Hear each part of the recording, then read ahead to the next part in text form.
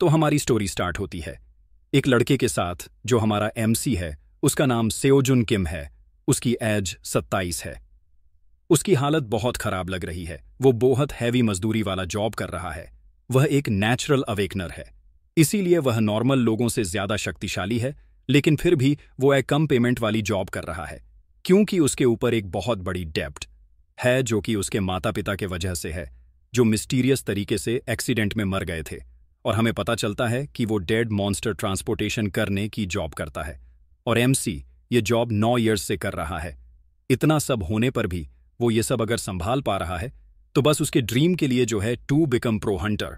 Actually में बहुत वर्ष पहले आसमान में कुछ क्रैक्स हुए और डंजन्स फॉर्म होना स्टार्ट हो गई। एंड डंजन्स से मॉन्स्टर निकले जो सामान्य हथियारों से नियंत्रण नहीं किए जा सकते थे। और मानवता के लिए आखिरी होप बस वह कुछ लोग थे जिन्हें डंजन्स के अपीयरेंस के साथ ही जिनकी अवेकनिंग हुई। अवेकनर्स के पास थी सुपर स्ट्रेंथ, माना कंट्रोल और कुछ अमानवीय पावर्स। और अंततः अवेकनर्स ने मिलकर क्योटिक दुनिया को स्थिर किया और एक नई सिविलाइजेशन ऑफ मॉन्स्टर और मैजिक की बनाई। और बाद में जो अवेकनर्स मॉन्स्टर से लड़ रहे थे उन्हें हंटर्स कहने लगे। कुछ डेकेड्स के बाद हंटर्स की संख्या बहुत ज्यादा बढ़ गई थी क्योंकि मनुष्य ने आर्टिफिशियल अवेकनिंग मशीन डेवलप्ड की और आर्टिफिशियल अवेकनिंग संभव हो गई। जब तक किसी के पास पैसे हैं तब तक वो अवेकनिंग कर सकता है। और जैसा कि एक्सपेक्टेड था, हर किसी को हंटर बनना था और ऐसे ही ग्रेट हंटर एरा की शुरुआत हुई। और इसलिए हंटर्स की संख्या को कंट्रोल करने के लिए सरकारी ने प्रोफेशनल हंटर टेस्ट लेना स्टार्ट कर दिया और जो अवेकनर्स यह एग्जाम पास कर लेंगे वही हंटर बन सकते हैं। और स्वाभाविक रूप से कुछ एजेंसीज बनी जो लोगों को हंटर एग्जाम के लिए तैयार करने लगी। हर आवश्यक चीज को सिखाना स्टार्ट कर दिया जो हंटर बनने के लिए जरूरी थी और इन एजेंसीज को द हंटर एकेडमी कहने लगे। अब स्टोरी शिफ्ट होती है हमारे एमसी की तरफ, जहां पर 2 लोग उसे पूछते हैं कि पैसे जोड़ना कैसा चल रहा है हंटर एकेडमी के लिए। एमसी उन्हें रिप्लाई देता है कि वो एक अफोर्डेबल और अच्छी हंटर एकेडमी देख रहा है। तभी दूसरा बंदा पूछता है कि बस अवेकन्ड होना काफी नहीं। तभी फर्स्ट बंदा उसे बोलता है कि हंटर एग्जाम बने 50 साल हो गए हैं, अब हंटर एकेडमी जाना इंपॉर्टेंट है। एमसी सोचता है क्योंकि एकेडमी के सारे टीचर्स रिटायर्ड हंटर हैं जो एक्सपीरियंस्ड हैं और एग्जाम में एकेडमी स्टूडेंट्स और बाकी नूब में बहुत अंतर साफ साफ दिखता है। और फाइनली एमसी ने $4 करोड़ हंटर एकेडमी के लिए जमा कर लिए हैं जो 1 साल हंटर एकेडमी की फीस कवर कर लेंगे। तभी फोन देखते वक्त उसे नोटिफिकेशन आता है ट्रांसेंडेंट एकेडमी का।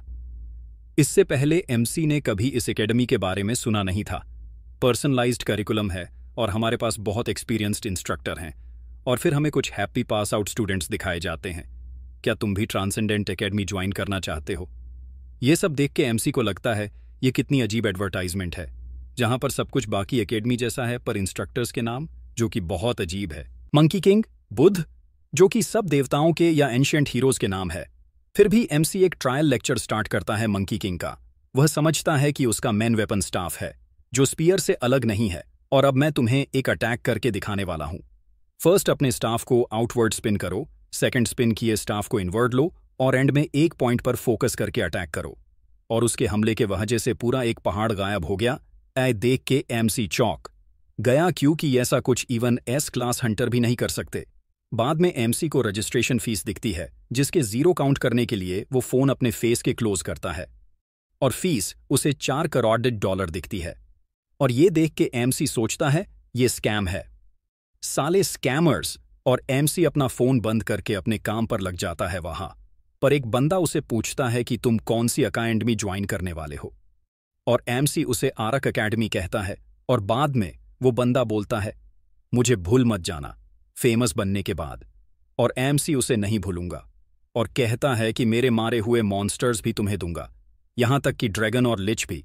तब एमसी कुछ मॉन्स्टर लेके चलने लगता है और उसी वक्त एक क्रेन बड़े मॉन्स्टर को ऊपर उठा रही होती है और अचानक क्रेन की चेन ब्रेक होती है और वो बड़ा मॉन्स्टर एमसी पे गिर जाता है। अब सीन शिफ्ट होता है, हम एमसी को पूरी तरह से हारा हुआ देखते हैं जहां पर उसके फेस पर बस होपलेसनेस है और कुछ नहीं। और डॉक्टर उसे बोल रहे हैं कि उसके लेग की नर्वस में प्रॉब्लम है और ऑपरेशन करना बहुत इंपॉर्टेंट है और ऑपरेशन को लगभग $4 करोड़ जीतना खर्च आएगा। और सेम टाइम पे हमें दिखता है कि एमसी का बॉस किसी भी तरह की हेल्प करने से मना कर देता है और एमसी को अपने एकेडमी के लिए बचाए पैसे देने पड़ते हैं। वो देने के बाद अब उसके पास बस $3000 जो उसे एक कोवर्कर मैचॉल ने दिए हैं। एमसी सोच रहा होता है कि वो ये सब फिर से कर सकता है। उतने में उसके फोन पर एक नोटिफिकेशन आती है। वो @DH ट्रांसेंडेंट एकेडमी की होती है और रजिस्ट्रेशन पर छूट चल रही है नए मेंबर्स के लिए, और वर्तमान फीस $3000 है जितने एमसी के पास है। एमसी सोचने लगता है कि पिछली बार $40,000 थी, जीतने मेरे पास थे, ये एकेडमी जितना मेरे पास पैसे हैं उतने सब मांग रहे हैं हर बार। एमसी सोचता है कि मैं रजिस्ट्रेशन कर देता हूं, वैसे भी मेरे पास अकाउंट में कुछ भी पैसे नहीं है, और वो रजिस्ट्रेशन कर देता है। जैसे ही रजिस्ट्रेशन होता है, एमसी के पास जो लिफाफे में पैसे थे वो गायब हो जाते हैं। एमसी पैनिक में था ही, उतने में एक छोटा सा एंजल टाइप इंसान उसके फोन से बाहर आता है, जो एमसी को हेलो कहता है और बताता है कि वो एक मेंटोर है। एमसी सोचता है कि वो हेलुसिनेट कर रहा है, पर थोड़ी देर बाद एमसी होश में आकर डरते डरते एमसी पूछता है, मेंटोर? एंजल उसे बोलता है, हाँ मेंटोर, तुम्हारा पर्सनल टीचर। एमसी उसे फिर पूछता है, वही वाला मेंटोर, वो ओडिसियस के शिक्षक? वो एंजल उसे बोलता है कि तो तुम मुझे जानते हो, ओडिसियस मेरा ही छात्र है, वो कभी कभी मुझसे संपर्क करता है। एमसी को सब छूट लगता है। बाद में थोड़ा सीरियस होकर एंजल बोलता है कि हमारी एकेडमी उन लोगों के लिए है जो अपनी ह्यूमन लिमिट्स को ब्रेक करना चाहते हैं और पावरफुल बनना चाहते हैं। एमसी उसे पूछता है कि ट्रांसेंडेंट? हंटर? नहीं। एंजल उसे बताता है कि उन दोनों की तुम तुलना भी कैसे कर रहे हो, हैं ट्रांसेंडेंट अपने एक उंगली से ही किसी भी हंटर को ओवरपावर्ड कर सकते हैं। और फिर एंजल एमसी को एक फॉर्म भरने लगाता है।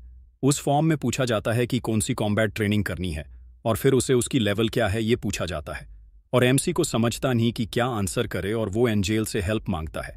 एंजेल उसे समझाता है कि कोई भी ऑप्शन चॉइस कर ले अपने हिसाब से, जैसे कि क्या तुम एक ब्लो में माउंटेन उड़ा सकते हो, या चढ़ाई कर सकते हो, या ग्राउंड उखाड़ सकते हो। एमसी उसे हर सवाल पर नहीं जवाब देता है और कहता है कि यह अजीब नहीं होता अगर मुझे इनमें से कुछ भी आता। एंजेल उसे कुछ नहीं कहता और एमसी एंजेल को ऐसे देखकर डर जाता है, पर एंजेल बोलता है कि हमारी एकेडमी किसी को रिजेक्ट नहीं करती, तो टेंशन मत लो और तुम बस फॉर्म पूरा करो। और फिर एमसी जैसे तैसे 108 क्वेश्चन पूरे करता है और अब वो पूरी तरह से थक गया है। एंजेल उसे चीयर करता है और कहता है कि तुम फ्री पास जीते हो, तो तुम्हारे लिए मैं कुछ लेक्चर सिलेक्ट करता हूँ। और वो एमसी की प्रोफाइल देखता है, वह उसे एमसी ने स्पीयर चूज किया है, याज अ वेपन। एंजेल सोचने लगता है कि स्पीयर के लिए मंकी किंग बेस्ट रहेगा, पर एमसी की लेवल बहुत कम है और फिजिकली पैर में भी प्रॉब्लम है, तो वो सुझाता है कि एमसी बुद्धा के फ्री कोर्स करने के लिए। एमसी जब बुद्धा का नाम सुनता है तो पैनिक में पूछता है, क्या तुम द बुद्धा के बारे में बात कर रहे हो? उसे आंसर देते हुए कहता है कि वही बुद्धा, पर बुद्धा खुद कहते हैं कि वो बुद्धा नहीं, पर हर कोई उन्हें बुद्ध ही कहते हैं। और बुद्धा एक फेमस इंस्ट्रक्टर है और उनका कोर्स पैसों से कंपेयर नहीं किया जा सकता। वो लेक्चर ले रहे हैं तो बस क्योंकि उन्हें ह्यूमैनिटी को बचाना है। एमसी को कुछ नहीं समझता, फिर भी वो एंजेल की बात सुनकर कोर्स के लिए रजिस्टर करने लगता है, जिसका नाम अनवेवरिंग हार्ट है। एंजेल उसे बताता है कि अनवेवरिंग हार्ट क्लास मुश्किल है और बहुत इंपॉर्टेंट है एकेडमी में प्रोग्रेस के लिए, तो तुम्हें लेक्चर में ऐसा लगे कि अपना माइंड लूज कर दोगे, फिर भी लेक्चर कंप्लीट करना। एमसी डर के पूछता है, क्या माइंड लूज? एंजल उसे बोलता है, तुम लेक्चर करोगे तब समझ जाओगे, और बाद में मिलते हैं, मैं तुम्हारी प्रोफाइल चेक करके आता हूँ, बाय।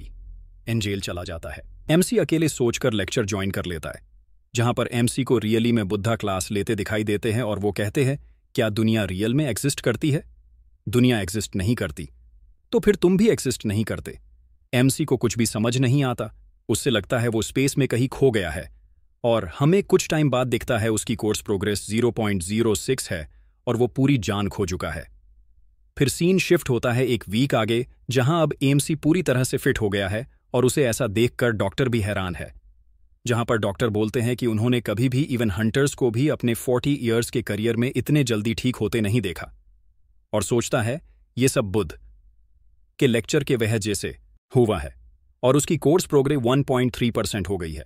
और डॉक्टर उससे बोलते हैं कि तुम्हें बास और 1 वीक यहां रखते मॉनिटरिंग के लिए, और एमसी डॉक्टर कुछ नहीं बोलता है और सोचता है कि ट्रांसेंडेंट एकेडमी एक स्कैम नहीं है और इट्स रियल डील, और वो सोचता है कि अब वो मूव कर सकता है तो नेक्स्ट लेक्चर देखेगा।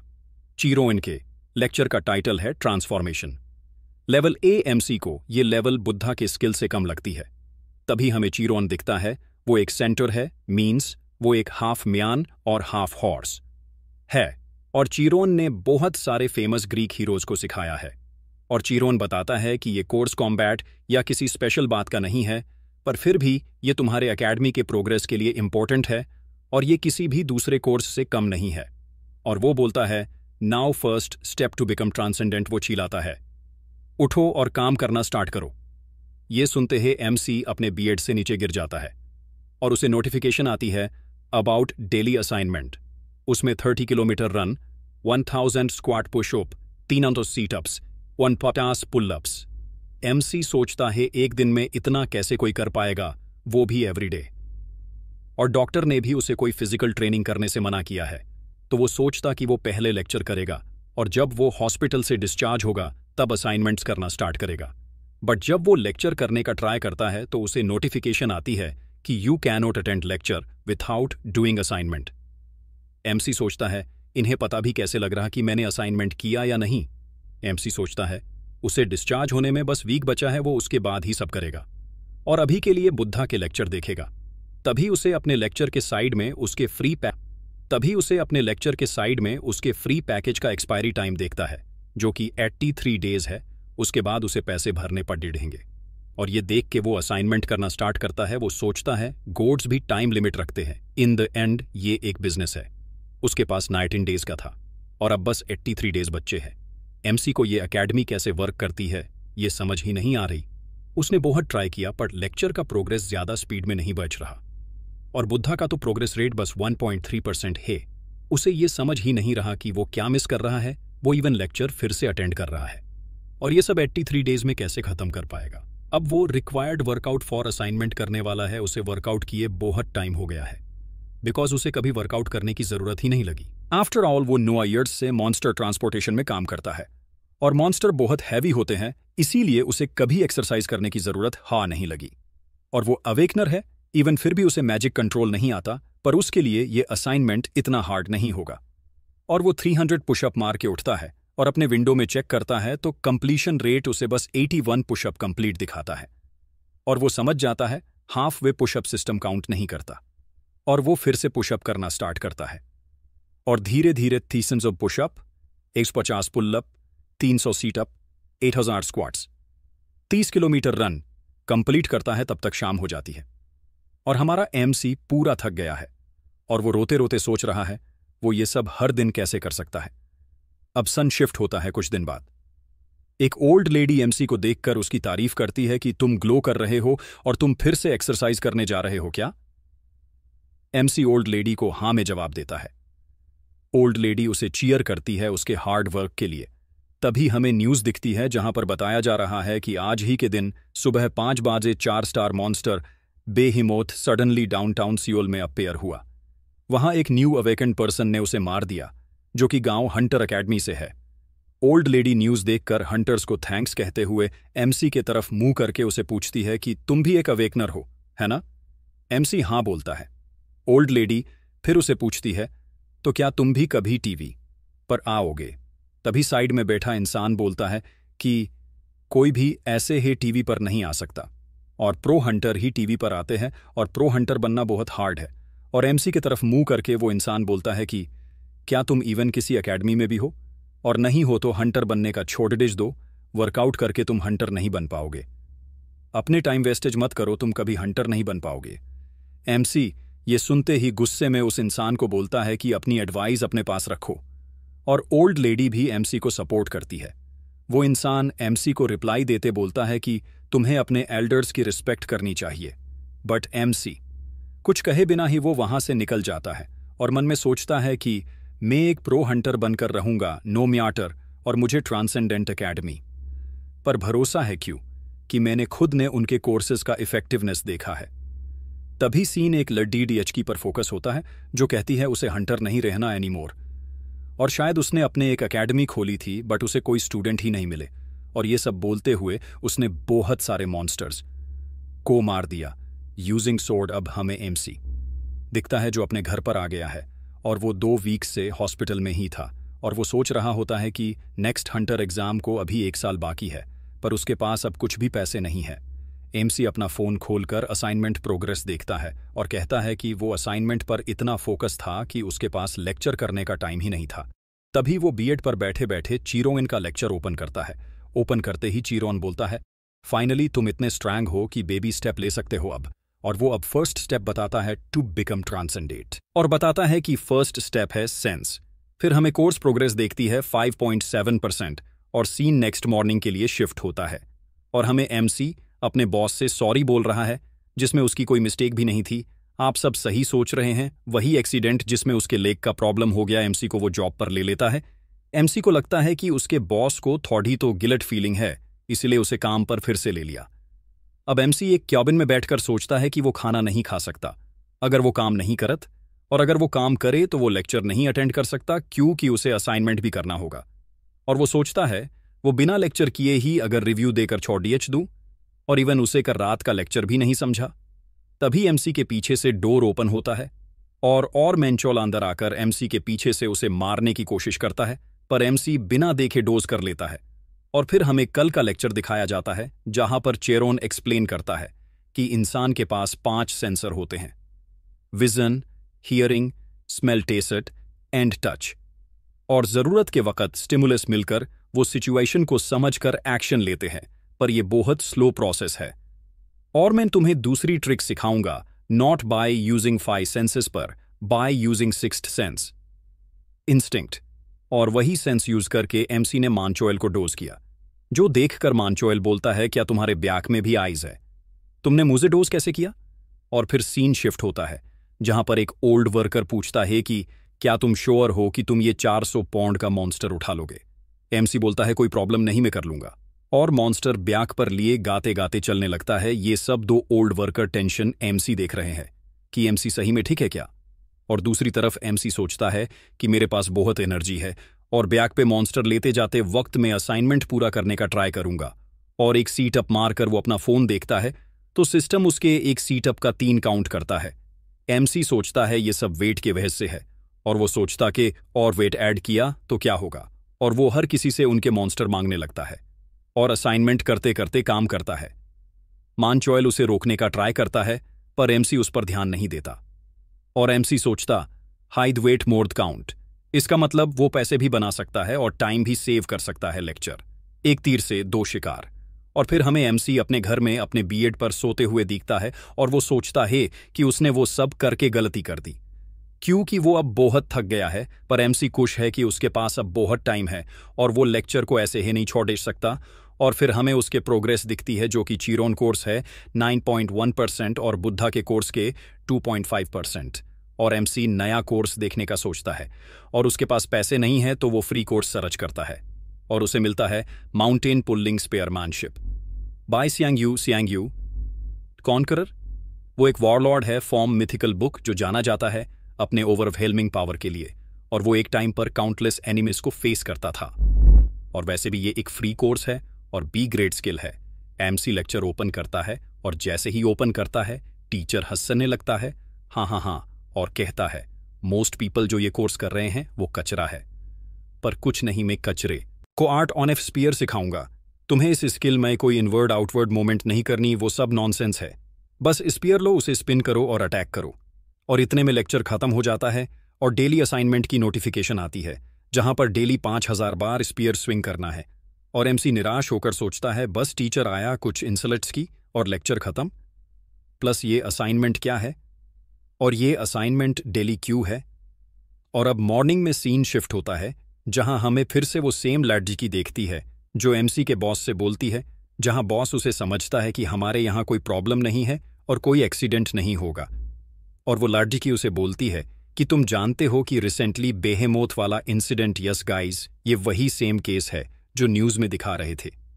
और हमें उस LDHK का नाम पता चलता है, बी रैंक हंटर सोयुन पार्क।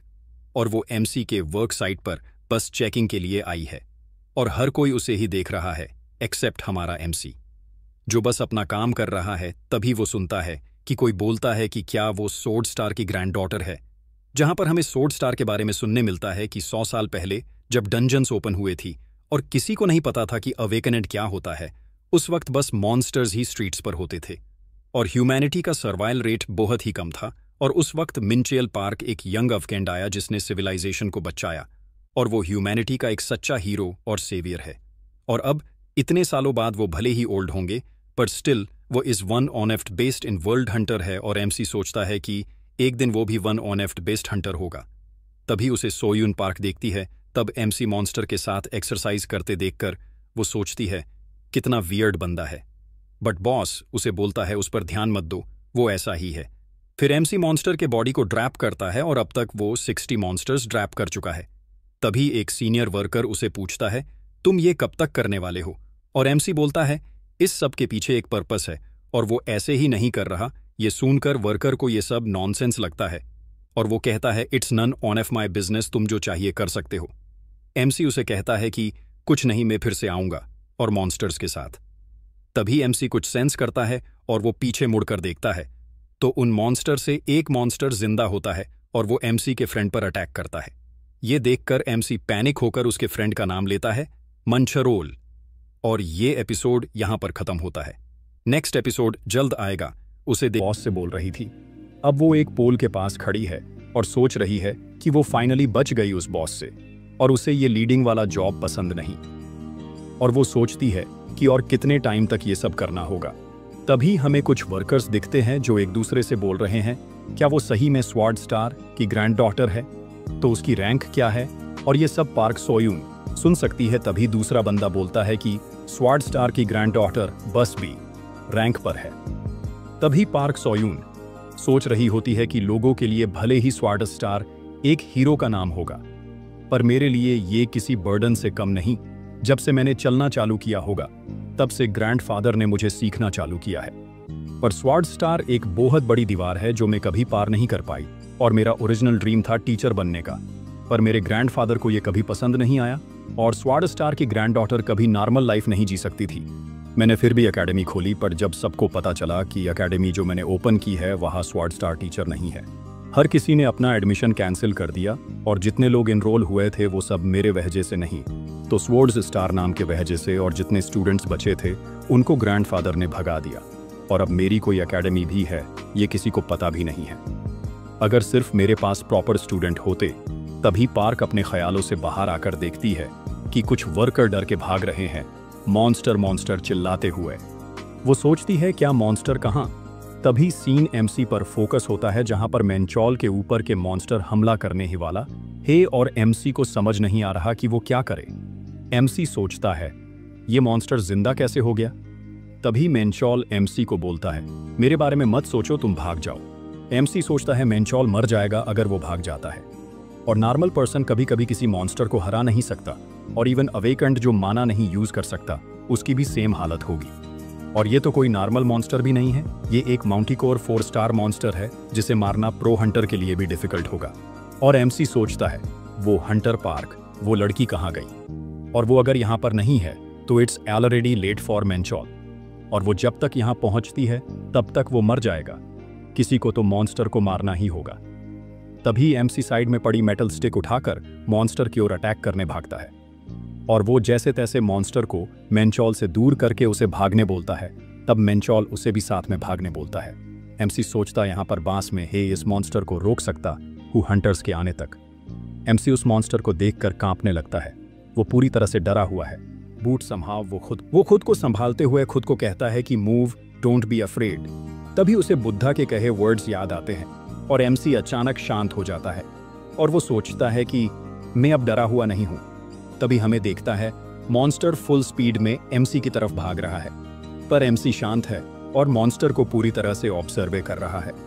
तभी उसे चेरोन के वर्ड्स याद आते हैं, जहां पर उसे चेरोन बोलता है कि सोचकर मूव करना बहुत ज्यादा टाइम लेता है, और अपना 6 सेंस यूज करो। और एमसी मॉन्स्टर का अटैक डोज कर लेता है, और थोड़ा पीछे होकर मेटल स्टिक को यूज करके जंप करता है, और अब वो ठीक मॉन्स्टर के ऊपर है, और वो सोच रहा होता है कि अटैक करूं या नहीं। तभी उसे सियांगयू के वर्ड्स याद आते हैं कि अपने ऊपर भरोसा रखो, स्पीयर को अपने बॉडी का ही पार्ट समझो। और एमसी सोचता है कि मैं मॉन्स्टर को मार सकता हूँ, नहीं मुझे मारना ही होगा। और वो अटैक करता, और उसके अटैक साथ बहुत धुआं उड़ता है, और हम देखते हैं कि मॉन्स्टर 2 भाग में स्प्लिट हो गया है। तब तक पार्क सोयून भी वहां आ जाती है और चिल्लाती है यहाँ पर क्या हो रहा है। और वो जब एमसी को डेड मॉन्स्टर के पास देखती है तो शॉक हो जाती है। फिर हमें एमसी दिखता है जिसे समझ नहीं आ रहा अभी जस्ट उसने ये सब कैसे किया, और हमें उसकी लेक्चर प्रोग्रेस दिखती है जो कि चिरोन की 21, 5%, बुद्धा की 5, 1% और सियांग यू की 19, 7%। तभी एमसी पार्क सोयून को बिना देखे उसे पास करके मेनचोल के पास जाता है और पूछता है कि क्या तुम ठीक हो या तुम्हें कहीं पर चोट लगी है। मेनचोल उसे बोलता है मेरा छोड़ दो, मैं ठीक हूं और तुम अपना बताओ, क्या तुम्हें कहीं नहीं लगा। एमसी उसे बोलता है कि तुम्हें पता ही है मैं कितना वर्कआउट करता हूं, मुझे कुछ नहीं हुआ, चलो तुम्हें हॉस्पिटल ले जाते हैं। ये सब पार्क सोयून दूर खड़ी देख रही होती है और एमसी का बॉस उसे समझाने की कोशिश कर रहा है कि ये सब एक एक्सीडेंट था और ऐसा पहले कभी नहीं हुआ। पार्क सोयून उस पर ध्यान नहीं देती और एमसी को देखकर सोचती है कि मुझे आखिर मिल गया मेरा प्रॉपर स्टूडेंट। और अब सीन चेंज होता है। शाम के टाइम पे हर कोई एक दूसरे को बाय बोल के अपने घर जाने निकलते हैं। हमारा एमसी भी जाते जाते मेनचोल को बोलता है कि हॉस्पिटल जाना मत भूलना। और फिर एमसी अपना फ़ोन खोल के लेक्चर प्रोग्रेस चेक करता है और उसे लगता है कि प्रोग्रेस बहुत ज़्यादा बारिश गई है।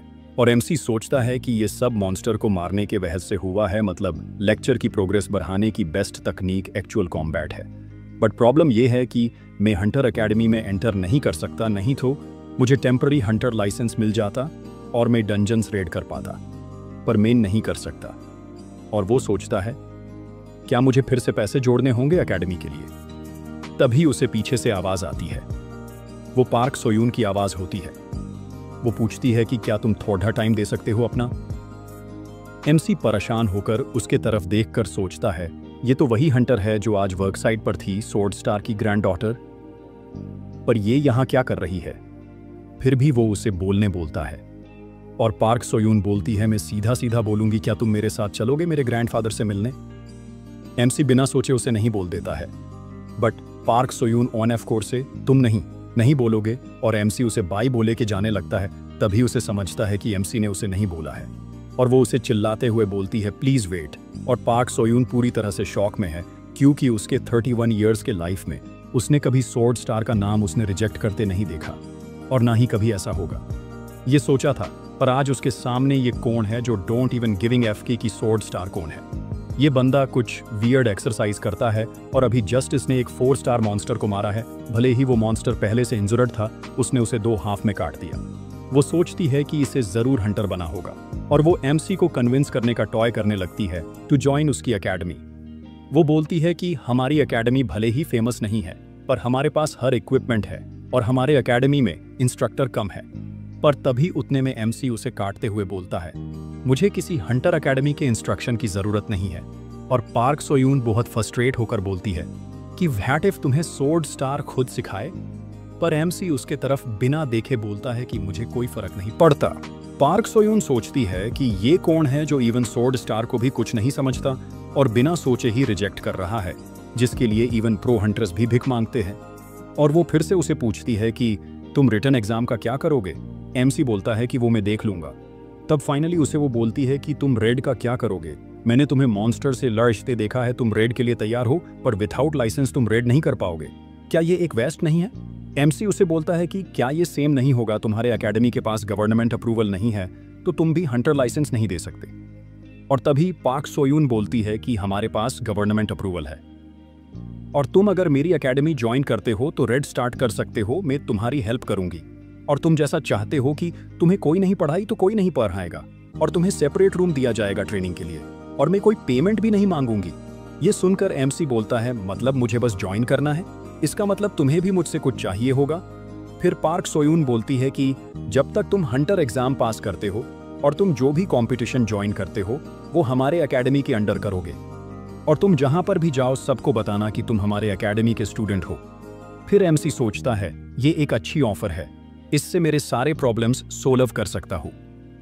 और उसे पूछता है कि तुम इतनी मेहनत क्यों कर रही हो मेरे लिए। पार्क सोयून उसे बोलती है क्यों, कि मुझे तुम में पोटेंशियल दिखता है। और एमसी थोड़ा हंसते हुए सोचता है कि ये रिलेशन जिसमें हम दोनों के दूसरे को यूज करेंगे, और अपना हाथ आगे बढ़ाकर बोलता है मे किम सेओजोनम। और उससे हाथ मिलाते वो कहती है मे पार्क सोयून। और अब सीन शिफ्ट होता है नेक्स्ट मॉर्निंग को, जहां एमसी अपना फोन उठाता है, उस पर मैंचुल का कॉल आया होता है। वो पूछता है कि कल तुमने क्या किया, बॉस सडनली चेंज हो गया है। एमसी सोचता है मैंने तो बस सोयून को उसे थोड़ा बोलने बोला था, पर उसने तो उसे काम से ही निकाल दिया। और वो कॉल पर बोलता है कि मैंने कुछ नहीं किया और बॉस ने काम खुद ही छोड़ दिया होगा। और एमसी फोन अपने पॉकेट में रखकर चलने लगता है और सोचता है अभी मोर इम्पोर्टेंट है ये हंटर एकेडमी, जहां पर सोयून उसे हेलो बोलते हमें दिखती है।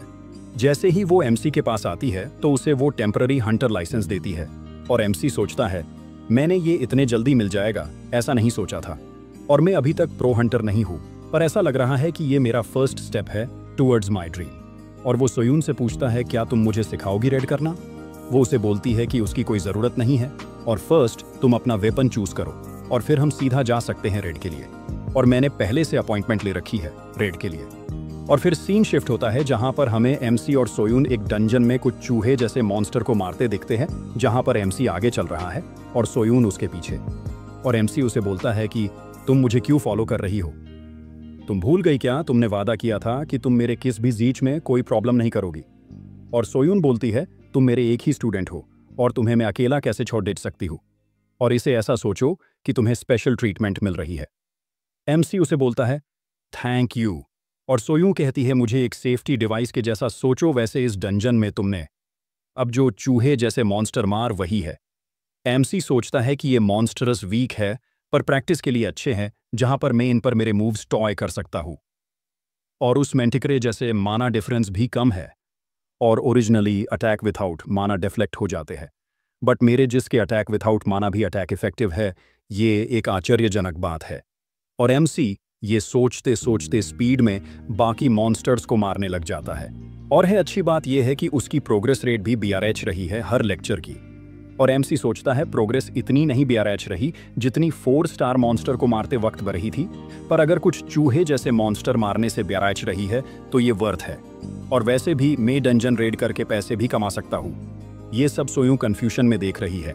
तभी एमसी उसे बोलता है कि मैं अपने स्पीड थोड़ी बढ़ाऊंगा, और वो मॉन्स्टर्स की तरफ भागने लगता है और सोचता है ये एक गेम खेलने जैसा है जहां पर हर किल पैर एक्सपीरियंस मिलते हैं। बस सीन शिफ्ट होता है जहां पर हमें सोयून सोचते हुए दिखती है कि सियोजून स्टार्टिंग से थोड़ा पागल तो लगता था, पर अभी ऐसा लगता है कि उसके पागलपैन की कोई हद है नहीं है।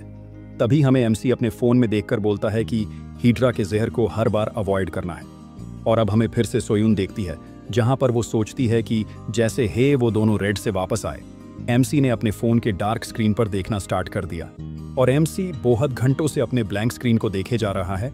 और इतना ही नहीं, एक नौसिखिया अपने फर्स्ट रेड में मॉन्स्टर्स को एक प्रो हंटर के जैसे मारता है, और हमें एमसी देखता है जो मॉन्स्टर की डेड बॉडी लेके वही अपने वियर्ड एक्सरसाइज करता है।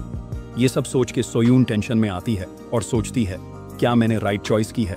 और दूसरी तरफ एमसी सोचता है रात हो गई है और अभी तक मैंने लेक्चर पूरे नहीं किए। अब हमें एमसी दिखता है जो बहुत खुश है क्योंकि उसके अकाउंट में पैसे आए हैं $9,500, और वो सोचता है ये सब उसके हार्डवर्क की वजह से है।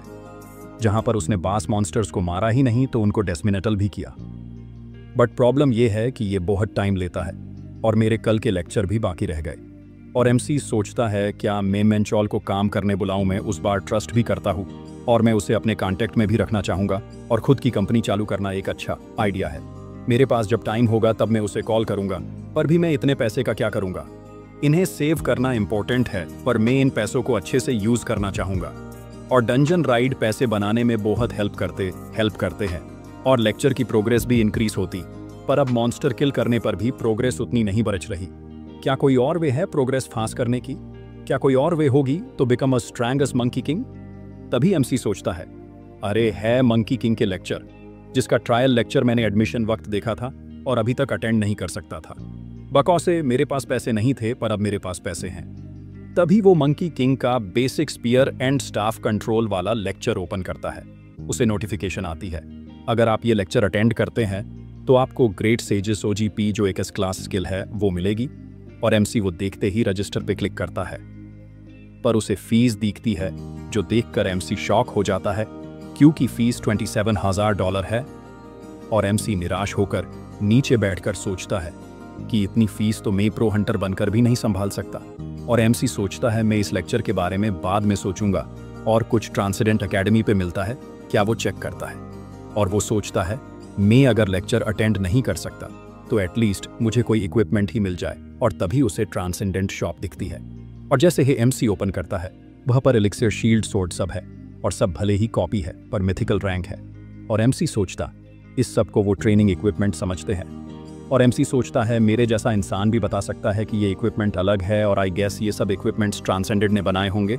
और एमसी सोचता है कि ये कितना क्रेजी है, तो उसे मिथिकल रैंक वेपन, और मैं अभी के लिए उसे कर सकता हूँ लांस ऑनएफ लॉन्गिनूस, जो कि एक स्पीयर है, और एमएससी उसे परचेज कर लेता है। और अब सीन शिफ्ट होता है अगले मॉर्निंग को, जहाँ पर हमें एमसी पुयशअप मरते दिखता है। और सोयून उसे पूछती है, तुम कल से ज़्यादा डेस्परेट दिख रहे हो क्या, कल कुछ हुआ है? और हमें दिखता है जब एमसी स्पीयर ऑर्डर करने जाता है तो वो बहुत एक्सपेंसिव होता है, और एमसी के पास उतने पैसे नहीं है, और वो सोचता है कि इन थे एंड सब पैसे पर आता है। और वो सोचता है स्पीयर तो महंगा है, पर क्या पता कब मैं मंकी किंग का लेक्चर भी देख पाऊंगा। और तभी सोयून उसे आवाज देकर कहती, क्या तुम्हारे पास थोड़ा टाइम है? और वो उसे पूछती है, क्या तुमने कभी एकेडमी कंटेंशन के बारे में सुना है? एमसी उसे है बोलता है, पर उसे ज्यादा डिटेल्स नहीं पता। और सोयून एक्सप्लेन करती है कि जैसा इसका नाम है, ये अकादमियस के बीच होने वाला कंपटीशन है, जहां पर सारी अकादमियस अपनी पावर शो करने के लिए अटेंड करते हैं। और वो एमसी को एक पापर देती है जहां पर हमें कंपटीशन कैसे होती है ये एक्सप्लेन करते हैं, जहां पर 4 लेवल्स होती है, और अकादमियस कंपटीशंस 4th लेवल पर होती है। और अगर तुम अच्छे से परफॉर्म करते हो तो तुम हायर लेवल पर जा सकते हो, और अपना नाम कमाने के लिए अकादमियस अपने टॉप स्टूडेंट्स को भेजती है। और एमसी पूछता है कि तुम मुझे ये सब बता रही हो? तभी सोयून बोलती है, तुम सही समझ रहे हो, मैं चाहती हूँ तुम कंपटीशन में ड्रीम हंटर अकेडमी के नाम से जाओ। एमसी सोचता है कि ये एक अच्छा आइडिया है लेक्चर प्रोग्रेस बढ़ाने का, और वो सोयून को हाँ बोल देता है। ये सुनकर सोयून खुश हो जाती है, और एमसी उसे बोलता है कि वैसे भी ये हमारे एग्रीमेंट का पार्ट है, और क्या करना होता है कंटेंशन में। तब सोयून बोलती है, एग्जैक्टली तो नहीं बता सकते, पर इवैल्यूएशन स्कोर डंजन रेड और कैडेट टूर्नामेंट पे होता है। एमसी बोलता है, डंजन रेड और ड्यूएल्स? एमसी सोचता है कि मुझे बास कुछ मॉन्स्टर के साथ फाइट का एक्सपीरियंस है, और मैंने किसी इंसान से फाइट भी नहीं की है, और क्या कोई मुझसे फाइट करेगा प्रैक्टिस के लिए? तभी वो सोयून को देखता है और उसे पूछता है, मिस सोयून, क्या आप मुझसे स्पैरिंग करेंगी? वो उसे बोलती है, क्या? और वो सोचती है, ये मेरे साथ एक स्पैरिंग नहीं होगी। पर एमसी सोचता है ये एक ग्रेट अपॉर्चुनिटी है। मिस सोयून एक बी रैंक हंटर है, और बास बी रैंक हंटर नहीं, तो उसने स्वॉर्ड स्टार से सीखा है, और मैं बहुत क्यूरियस हूँ कि सोयून कितनी ताकतवर है। तभी सोयून उसे आवाज देती है, सियोजू, क्या तुम सही में ये करोगे? तुम्हें पता है ना मैं एक बी रैंक हंटर हूँ। एमसी उसे ऑन एफ कोर्स बोलता है और रेडी हो जाता है, और सोयून उसे बोलती है कि तुम फर्स्ट मूव कर सकते हो, मैं रेडी हूँ, कभी भी आवो। तभी हमें एमसी उसके तरफ भागते देखता है और अटैक करता है, पर उसे लगता है उसके मूव स्लो है और फॉर्म थोड़ा ऑफ है, और शायद मैंने उसे ज्यादा हे पावरफुल समझ लिया, और एक स्टूडेंट हे होगा, और मुझे नहीं पता उसे ये डुएल करने का कॉन्फिडेंस कहाँ से आया, पर मैं इस अटैक के साथ सब खत्म कर दूंगी। पर वो शॉक हो जाती है कि एमसी उसका अटैक स्टॉप कर देता है जैसे तैसे, और वो सोचती है उसने ये कैसे किया, उसने एक माना कॉन्टाइनिंग ब्लो को कैसे रोक लिया। इस अटैक के साथ उसका वेपन टूट जाना चाहिए था, या एटलीस्ट उसके हार्ट से UDDH जाना चाहिए था, और मैं फिर अपनी स्वॉर्ड उसके गले पर रखती। ये सब ऐसे होना चाहिए था। और एमसी बोलता है कि अब मैं भी रियल के लिए फाइट करूंगा। और फिर एमसी सोयून पर अटैक करने लगता है, और सोयून नोटिस करती है कि उसकी मूवमेंट अब सडनली फास्ट एंड शार्प हो गई है, और उसके अटैक अब पहले से डिफरेंट है। तभी हमें एमसी दिखता है जो पूरी तरह से फोकस है, और सोचता है फर्स्ट सिंपल अटैक करो, फिर बीच में फेक अटैक करो, जिस वजह से एनिमी अपना पैटर्न चेंज करेगा। थे उस पर लगातार अटैक करते रहो, फिर अपने स्पीयर को ऐसे स्पिन करो कि लगे तुम अपने तरफ ले रहे हो, और अटैक करो, और ये सब तब तक करो जब तक तुम्हारा एनिमी रियल अटैक नहीं रोक सकता। और जब ऐसा हो, तुम्हारा पूरा जोर लगाकर अपना नेक्स्ट अटैक करो, जहां पर उसका ये अटैक देखकर सोयून सोचती है डेंजर, और वो बिना अपनी पावर कंट्रोल किए बिना अटैक कर देती है। और फिर वो सोचती है अभी जस्ट क्या हुआ, और यूज दिखता है कि उसके अटैक के वजह से एमसी एक कोने में गिरा है और उसके मुंह से ब्लड निकल रहा है, और सोचती है मैं अब क्या करूं, मैंने अपनी पूरी ताकत यूज कर दी।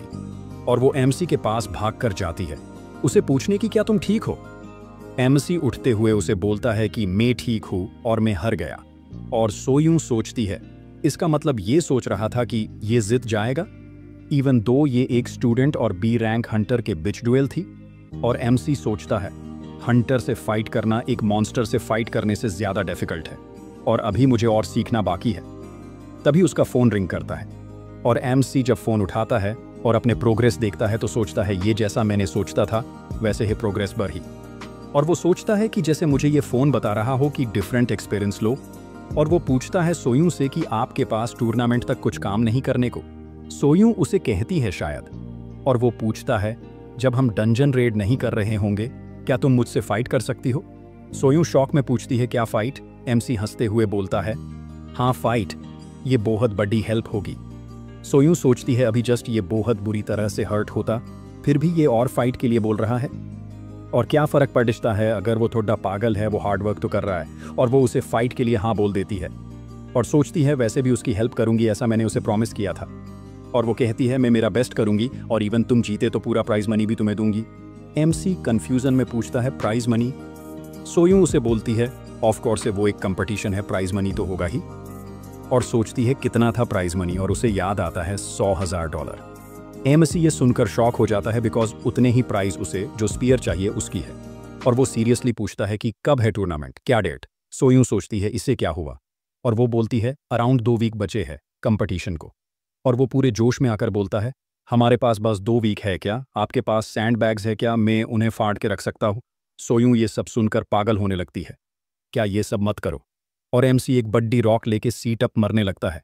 उसे ऐसा देखकर सोयूं बोलती है सियोजू तुम ये क्या कर रहे हो? और बोलती है वह उस कॉर्नर में सैंड बैग्स है, तुम उन्हें यूज करो। और वो उसे थैंक यू बोलता है एक्सरसाइज करते करते। और वो बोलता है कि मैं ये कंपटीशन जीतूंगा। और अब टाइम शिफ्ट होता है कंपटीशन के दिन पर। और ओपनिंग में हमें देखती है कुछ लोग जो डिस्कस कर रहे हैं कि क्या होगा कंपटीशन में। थोड़ी डिसेंट स्टूडेंट्स होने चाहिए। और फिर बंदा देखता है जो स्टेडियम को देखकर बोलता है कि फाइनली मैं टूर्नामेंट के लोकेशन पर पहुंच गया। और वो कहता है कि यहाँ पर मैंने सोचता था उससे ज्यादा लोग हैं। और वो जोर जोर से सोचते हुए बोलता है कि भले ही अवेकेंड पीपल बहुत है, पर नॉर्मल पीपल के लिए ये अभी भी एक एक्स्ट्रा ऑर्डिनरी बात है। और इस BDDH में कुछ एकेडमी के स्काउट भी होंगे और कुछ गवर्नमेंट एम्प्लॉय जो अच्छे हंटर या स्टूडेंट्स को ढूंढने आए होंगे। तभी साइड में एक HDDDH लोग सोचते हैं ये एक एक्सप्लेनेशन कैरेक्टर है। और दूसरा बंदा सोचता इसे किसी ने पूछा नहीं फिर भी बता रहा है। और तभी वो बंदा सोचता इस सब के लिए मेरे पास टाइम नहीं है, मैं यहाँ पर पार्टिसिपेट करने आया हूँ। और वो एक इंसान को पूछता है कि वेटिंग रूम कहाँ है। वो इंसान उसे लोकेशन बताता है। वो फॉलो करके वो वेटिंग रूम की तरफ पहुँच जाता है।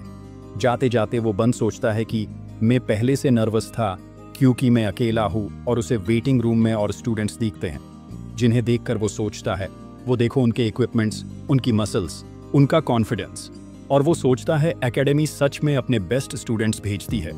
तभी उसे भीड़ में हमारा एमसी दिखता है जिसे देखकर वो सोचता है फालतू वेपन, कपड़े से बनाया वेपन होल्डर। तभी उसके पीछे लोग बोलते हैं ये कौन से गरीब एकेडमी से है। पर वो बंद उन पर ध्यान नहीं देता और सोचता है वो कितना गरीब है, उसे जरूर फाइनेंस किया होगा कंपटीशन के लिए, पर उसने क्यों ज्वाइन किया। और वो सोचता है वो कब से अपना फोन चेक कर रहा है, वो डरा हुआ होगा। और थोड़ी देर और एमसी को नोटिस करके वो सोचता है कामरेड। और वो सोचता है ये ऐसा है कि जब तुम नई क्लास ज्वाइन करो और तुम्हारा कोई दोस्त नहीं है और तुम पास टाइम गुजरने के लिए अपना फोन उसे करो। और वो सोचता है एमसी जरूर अकेला होगा।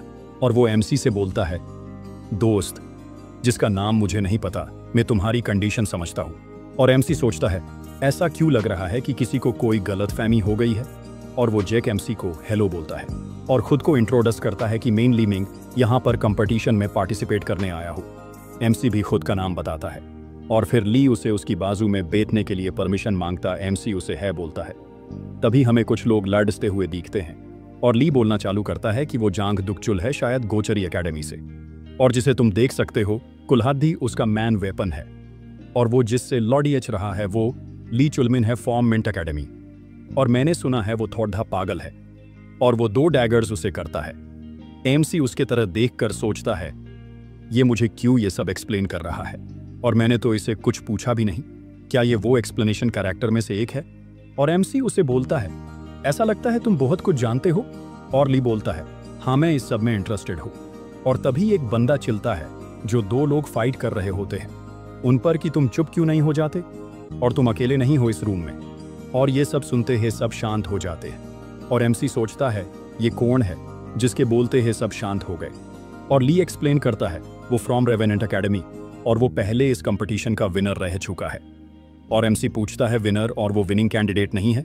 ली उसे एक्सप्लेन करता है कि उसे ये कंपटीशन बोरिंग लगता है, जरूर उसके एकेडमी में कुछ हुआ होगा, इसलिए वो कंपटीशन में फिर से आया है और उसका जितना फिक्स है। क्या तुम स्वॉर्ड सेंट को जानते हो? एमसी बोलता है ये अजीब नहीं होगा अगर मैं उन्हें नहीं जानता। और ली सोचता है ये भी है और बोलता है एक अफवाह है कि स्वॉर्ड किंग के ग्रैंड डॉटर ने उसे ऑफर किया था। एमसी सोचता है क्या मिस सोयू ने? ली बोलता है हाँ, और एनीवे मुझे रीजन तो नहीं पता, पर उसने स्वॉर्ड किंग के ग्रैंड डॉटर का ऑफर रिजेक्ट कर दिया। मुझे लगता है वो अपने आप में कॉन्फिडेंट होगा। एमसी सोचता है ऐसा कुछ नहीं है, और कौन ऐसे एकेडमी को ज्वाइन करेगा। और अब सीन फोकस होता है जुहवान पे। वो एक डिब्बे पर लात मार के सोचता है अगर ये मेरे अंकल की विश नहीं होती तो मैं इस फालतू कंपटीशन में हिस्सा भी नहीं लेता, और वैसे भी मैं अगर जिद भी गया तो इससे कोई फर्क नहीं पड़ेगा। और वो सोचता है अगर मुझे पहले पता होता कि ऐसा कुछ होगा तो मैं उस लड़ेडियचकी का ऑफर ले लेता। और हमें स्वयं दिखती है जो उसे ज्वाइन करने के लिए मना रही होती है, और वो सोचता है अगर मैं उसे राइट वे में उसे करता तो कितना अच्छा होता, पर कौन ऐसी एकेडमी ज्वाइन करेगा जिसे कोई नहीं जानता। और तभी उसका ऑन आई कॉन्टेक्ट होता है एमसी से, और वो सोचता है ये पागल कौन है, और सोचता है अब कोई भी कंपटीशन ज्वाइन करने लगा। और एमसी उसकी तरफ देखकर सोचता है ये वही है जिसे मिस सोयू स्काउट कर रही थी। बट ये छोड़ो, मेरी प्रोग्रेस रेट बढ़ेगी अगर हम फाइट कर। और तभी अनाउंसमेंट होती है फर्स्ट मैच चालू होने बोली है।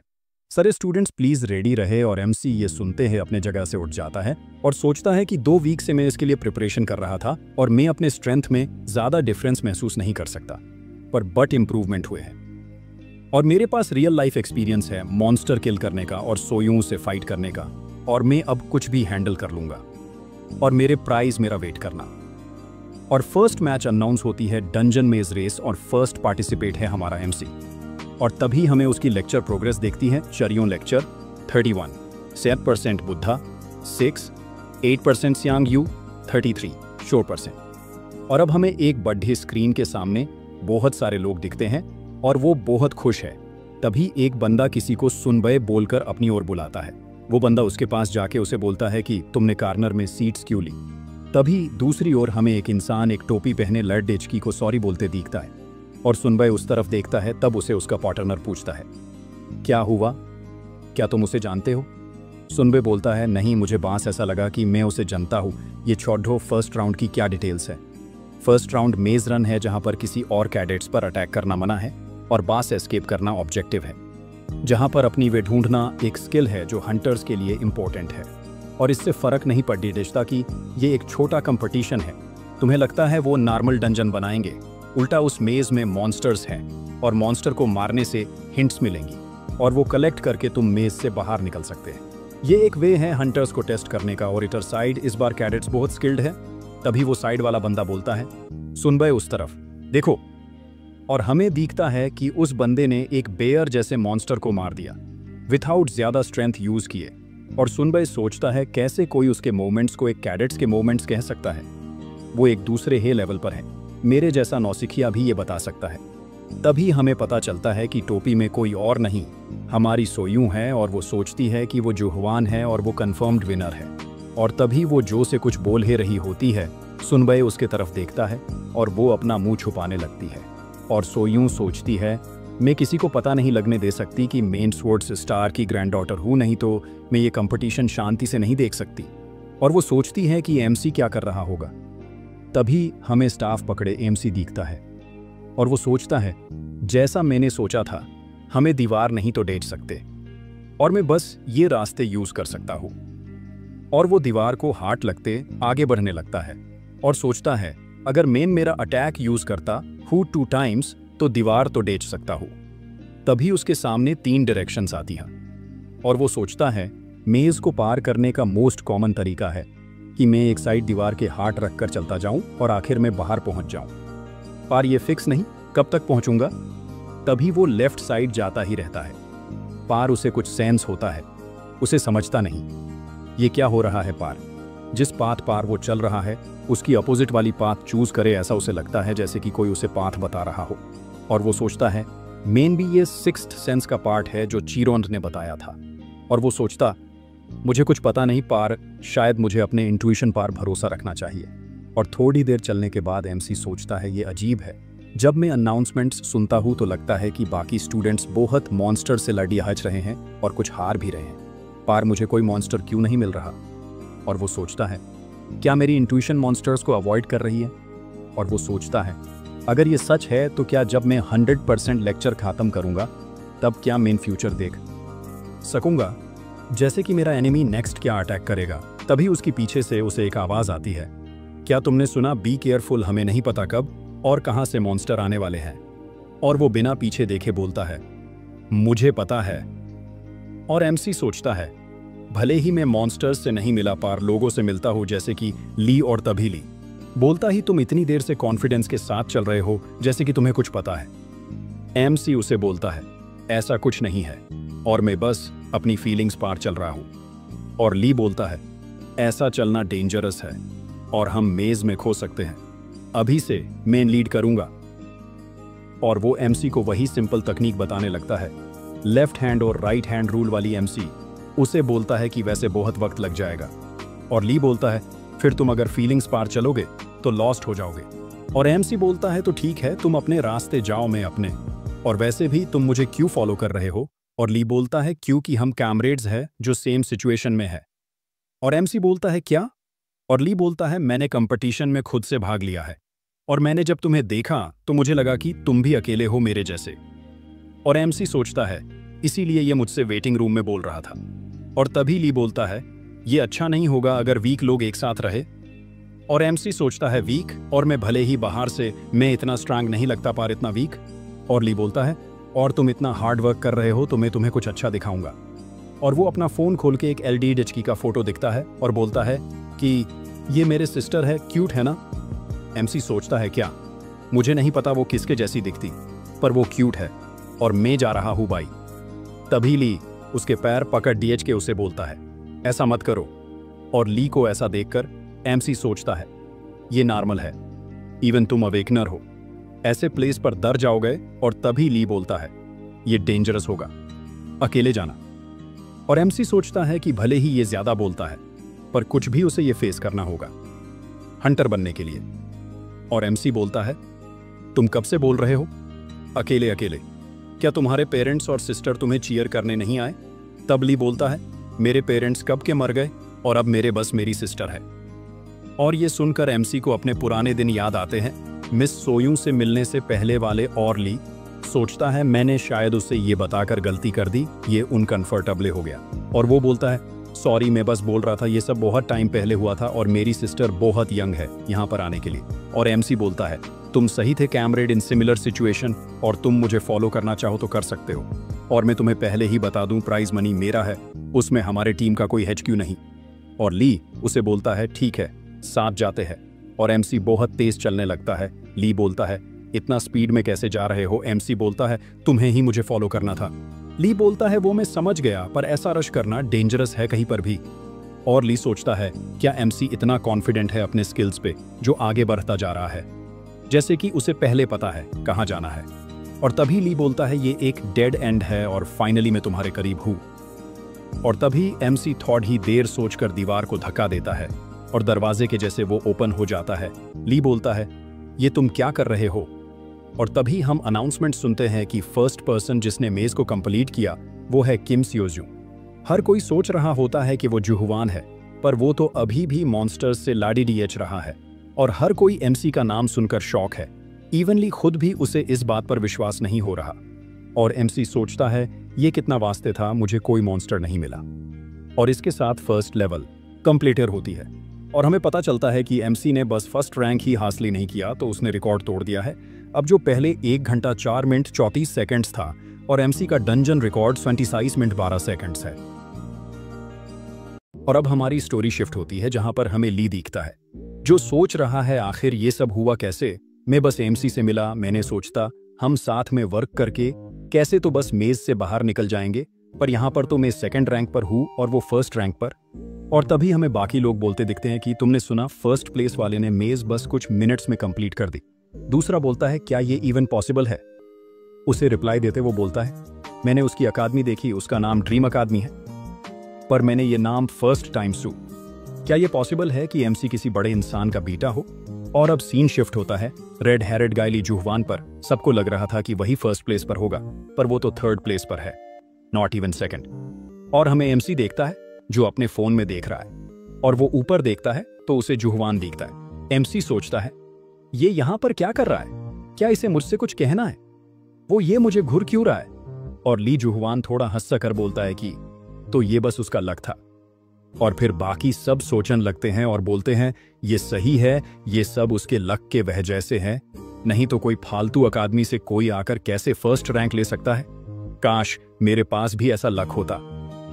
पर एमसी उनके तरफ ध्यान नहीं देता और सोचता है लेक्चर खत्म कर लेता हूं। तभी एक इंस्ट्रक्टर रूम में आता है और कहता है, मैं सेकंड राउंड की कुछ अनाउंसमेंट करने वाला हूं, तो ध्यान से सुनो। और वो बोलता है, ये राउंड डुएल्स का होगा, जहां पर कैंडिडेट्स एक टाइम पर पास एक कैंडिडेट से फाइट करेंगे। और ये एक 4th लेवल कंपटीशन है, इसीलिए कोई माना यूज नहीं करेगा, और कोई ऐसा करता पकड़ा गया तो डिस्क्वालिफाइड कर दिया जाएगा।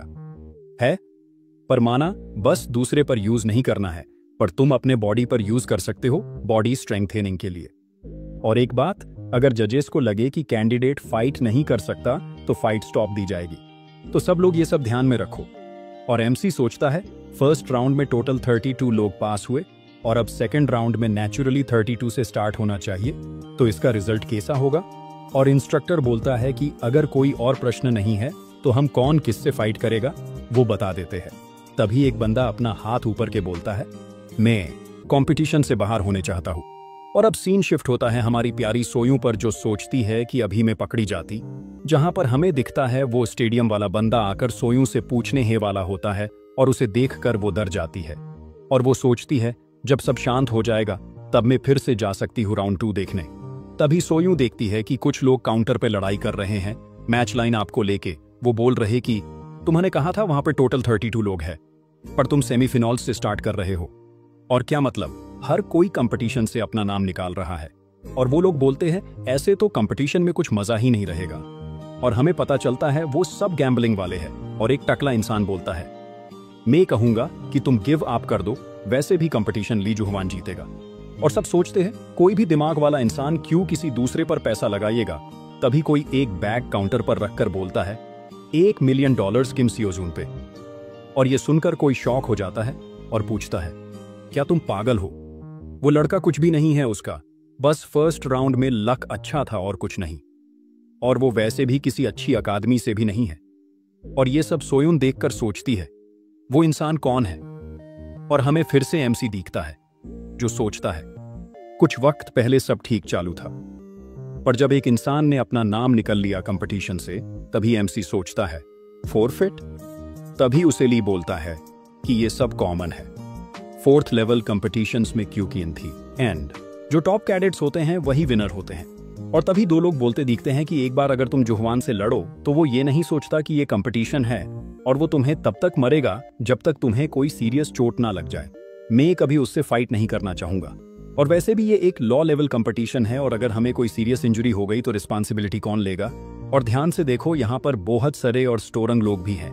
और ये सब सुन के और सोच के बहुत सारे लोग एक साथ फोरफिट करने लगे, और ऑलमोस्ट सब ने कंपटीशन से अपना नाम बाहर कर दिया, बस 5 लोग बाकी रह गए। तभी एक कैंडिडेट बोलता है कि आजकल ये लोगों में हिम्मत नहीं है। और फर्स्ट राउंड की स्टार्ट होती है, और फर्स्ट मैच आप है एमसी और जंग दुकचुल, और सेकंड राउंड ली जुहवान और ली मिंगी का, और ली चुलमिन को बाई मिलता है।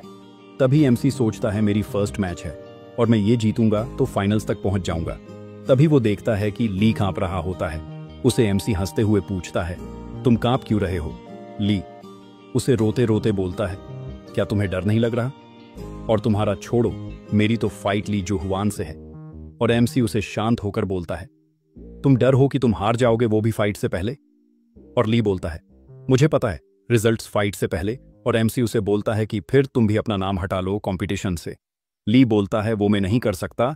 तभी इंस्ट्रक्टर फर्स्ट फाइट के लिए एमसी और दुकचुल को बुलाता है कि तुम दोनों एरिना पे जाओ। और एमसी अपने जगह से उठकर ली को बोलता है, तुम कंपटीशन से अपना नाम नहीं निकल रहे, मैं भी तुम जीत जाओगे।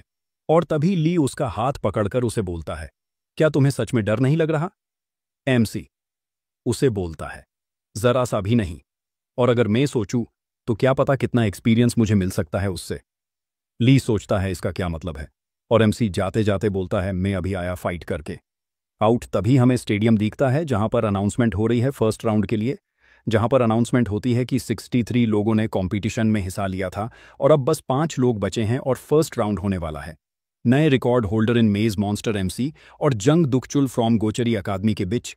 और तभी दुखचुल एमसी को बोलता है कि तुम्हारा लक बस फर्स्ट राउंड तक था और अब तुम्हारा लक खत्म हो गया क्योंकि तुम अब हारने वाले हो।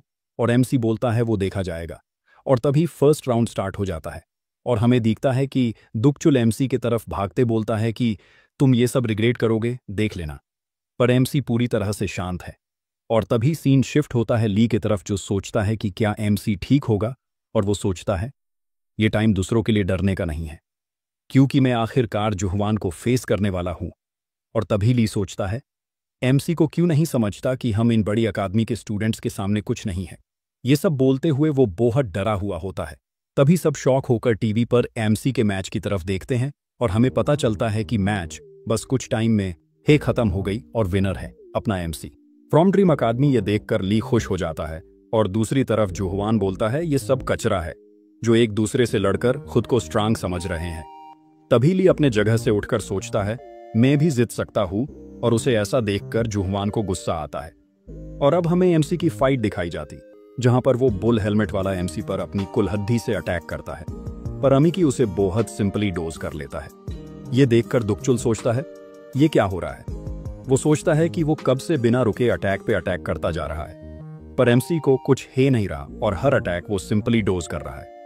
और दुखचुल सोचता है मेरे अटैक वर्क क्यों नहीं कर रहे। और अब वो अपनी पूरी ताकत लगाकर एमसी पर अटैक करता है और बोलता है कि ये अटैक डोज करके देखा वो।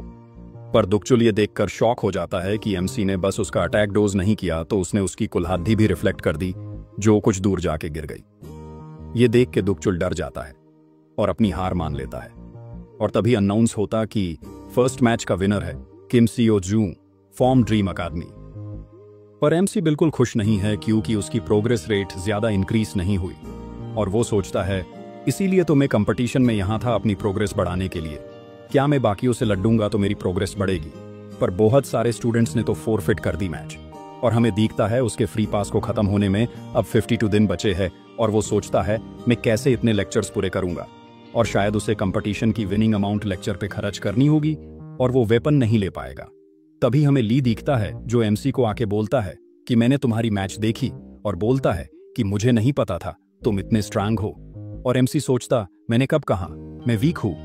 और ली बोलता है जाने दो, पर तुम्हारी मैच अमेजिंग थी। तभी इंस्ट्रक्टर दरवाजे से अंदर आता है दूसरी मैच की अनाउंसमेंट लेके, जहां पर वो ली मिंगी और ली जुहवान को एरिना में जाने बोलता है।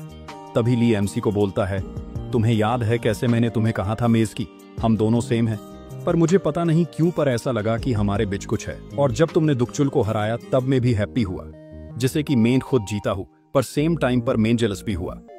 और मैं कुछ भी नहीं हूं, मेरे पास कोई टैलेंट भी नहीं है और मैं स्ट्रांग भी नहीं हूं तुम्हारे तरह, पर मैं एक अच्छा बड़ा भाई बना चाहता हूं जिसपे उसकी बहन प्राउड कर सके।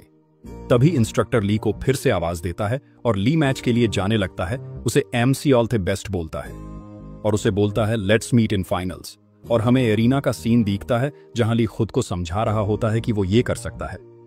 उसे ऐसा करते देख जुहवान बोलता है क्या बड़बड़ कर रहे हो।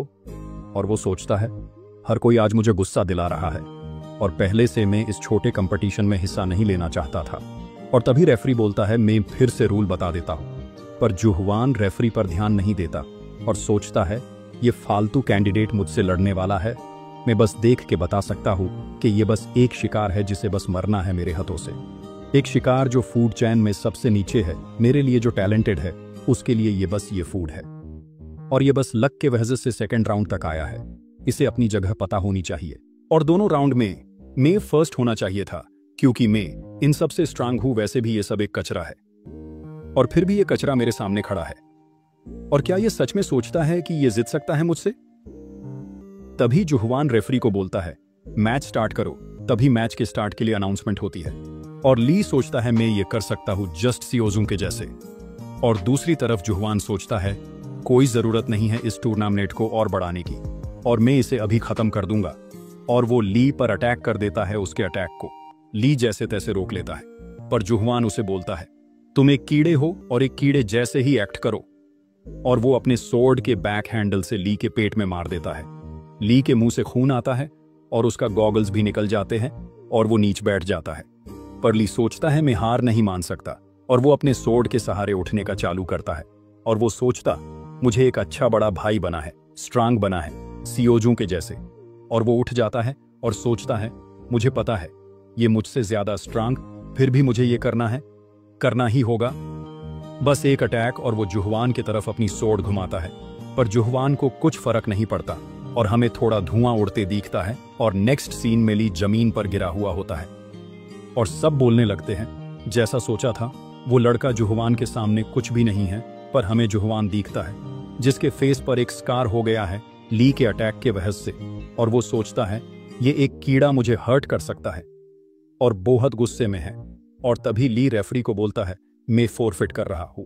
पर तभी जुहवान जाके उसे फेस में एक लात मारता है और कहता है कि मैं और टाइम नहीं रहना चाहता ऐसे फालतू जगह पर, और ये टूर्नामेंट फालतू है क्योंकि तुम सब लोगों के वजह से जो बस कचरा है और कुछ नहीं, और तुम बस 4th लेवल की लीग हो। तभी रेफरी बोलता है कि ये क्या कर रहे हो कैंडिडेट जुहवान, अगर तुम ये फिर से करते हो तो तुम्हें डिस्क्वालीफाई किया जाएगा। और तभी जुहवान बोलता है मुझे मत बताओ क्या करना है, और वो ली के फेस पर पांव रखकर दबाने लगता है और बोलता है ऐसे कैसे कोई भी हंटर बनना चाहता है। तभी एमसी जुहवान पर अटैक देता है। उसके अटैक को जुहवान रोक लेता है और एमसी उसे बोलता है कि मैं तुमसे फाइट के लिए वेट कर ही रहा था, पर मैंने मेरा प्लान चेंज कर दिया और तुम्हें अभी मारने की जरूरत है। और एमसी बोलता है जुहवान को कि अपना पांव हटाओ, पर जुहवान बोलता है कि क्या करोगे अगर मैं इसे ना हटाऊं। और वो अपने पांव से ली का फेस और प्रेस करने लगता है। तभी एमसी अपने स्पीयर से उस पर अटैक करता है। जुहवान वो अटैक डोज करने के लिए पीछे हटता है और फिर एमसी नीचे झुककर ली को उठाते हुए पूछता है कि क्या तुम ठीक हो।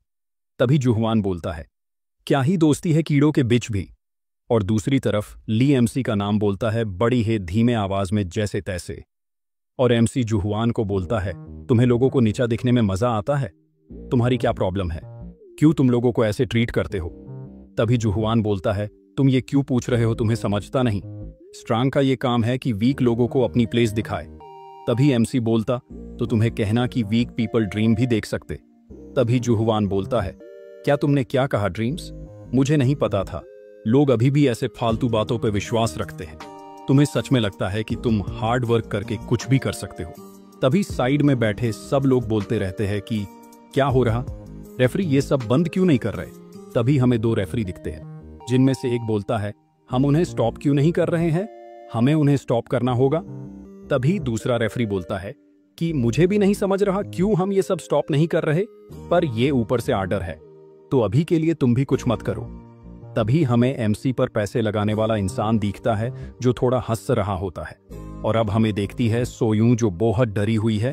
तभी जुहवान बोलता तुम भी कीड़े पर मेरी ये एडवाइस सुनो, इस दुनिया में जो टैलेंटेड है वही सक्सेसफुल हो सकते हैं और तुम जैसे कीड़े कुछ भी नहीं कर सकता, समझे। ये एक ऐसी प्लेस जहां स्ट्रांग वीक को खा जाते हैं और ड्रीम्स के लिए यहाँ कोई जगह नहीं है। यहाँ सिर्फ कोई फेलियर है तो कोई विनर बस, और ऐसे ही ये दुनिया वर्क करती है। तभी एमसी सोचता है सच बोलूं तो मैं भी ऐसा ही सोचता था जुहवान के जैसे। जब मैं 9 साल जॉब कर रहा था बस एक ड्रीम के लिए, प्रो हंटर बनने के लिए, तब मुझे बहुत कुछ फेस करना पड़ा और मैं खुद को कोसता था पैसे और टैलेंट ना होने के वजह से।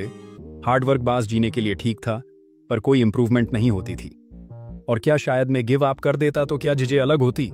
तभी एमसी रेफरी को बुला के ली को उसे दे देता है और एमसी सोचता ये टाइम नहीं है सोचने का कि मैंने जो किया वो राइट था या नहीं, या मैं आगे कुछ बन पाऊंगा। और बहुत लोग ऐसे हे गिव अप कर देते हैं और फिर एमसी जेक जुहवान के सामने खड़ा हो जाता है और उसे बोलता है तुम नहीं बता सकते किसी को उसे क्या करना है और कौन कीड़ा है और कौन कचरा। और ये बोलते हैं वो जुहवान की तरफ भागने लगता है। रेफरी उसे स्टॉप करने के लिए आवाज देता है पर एमसी उस पर ध्यान नहीं देता और जुहवान सोचता है ये कितना पागल है और हंसने लगता है। तभी एमसी अटैक करता है पर जुहवान उसे ब्लॉक कर देता है और बोलता है तुम कीड़े हो, पर एमसी उसे बोलता है तुम कीड़े हो में नहीं।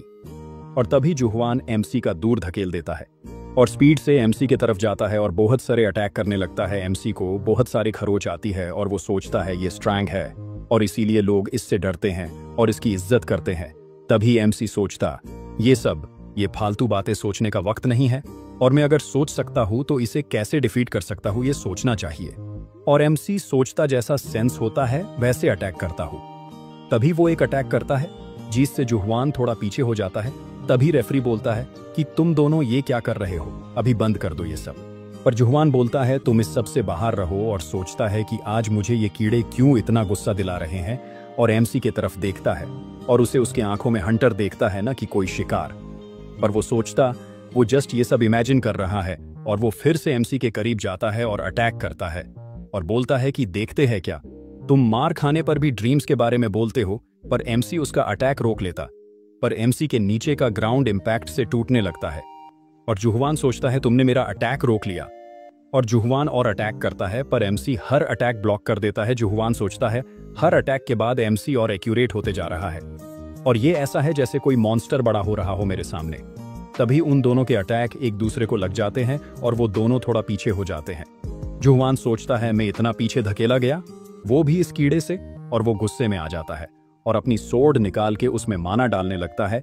एमसी ये देखकर पैनिक हो जाता है और सोचता है कि मेन माना कंट्रोल करने वाले से नहीं जीत सकता, और वो बोलता है कि स्टॉप जुहवान। पर जुहवान बोलता है कि आज मैं इस कीड़े को मार के रहूंगा, और एमसी सोचता है मुझे भागना होगा, वही बेस्ट ऑप्शन है। पर ऐसा क्यों हो रहा है जैसे मेरे ब्रेन को पता है कि इस मुझे भागना है, पर नहीं भाग रहा, और मुझे लग रहा कि अगर मैं भागा तो मैं सब खो दूंगा जो मैंने अचीव किया है। तभी एमसी को किसी की वॉइस सुनाई देती है, और वो वॉइस बोलती है तुम्हें क्यों लगता है मैंने पास्ट में उस वॉर में जंप किया, जबकि मुझे पहले से पता था कि मैं हारने वाला था। मैं भले ही डरा हुआ था कि मैं हार जाऊंगा, पर फिर भी मैं लड़ा क्योंकि वो कुछ ऐसा था जो मुझे करना था। और वो वॉइस एमसी को बोलती तुम्हें पता है कि तुम हारने वाले, फिर भी लड़ो और एकदम क्रेजी होकर लड़ो, अपने ऊपर भरोसा रखो और स्यांग्यू। और बोलता है कि भले ही मैं हार गया था पास्ट में, पर तुम लड़ो क्योंकि यही इंपॉर्टेंट है और तुम्हें ये करना है।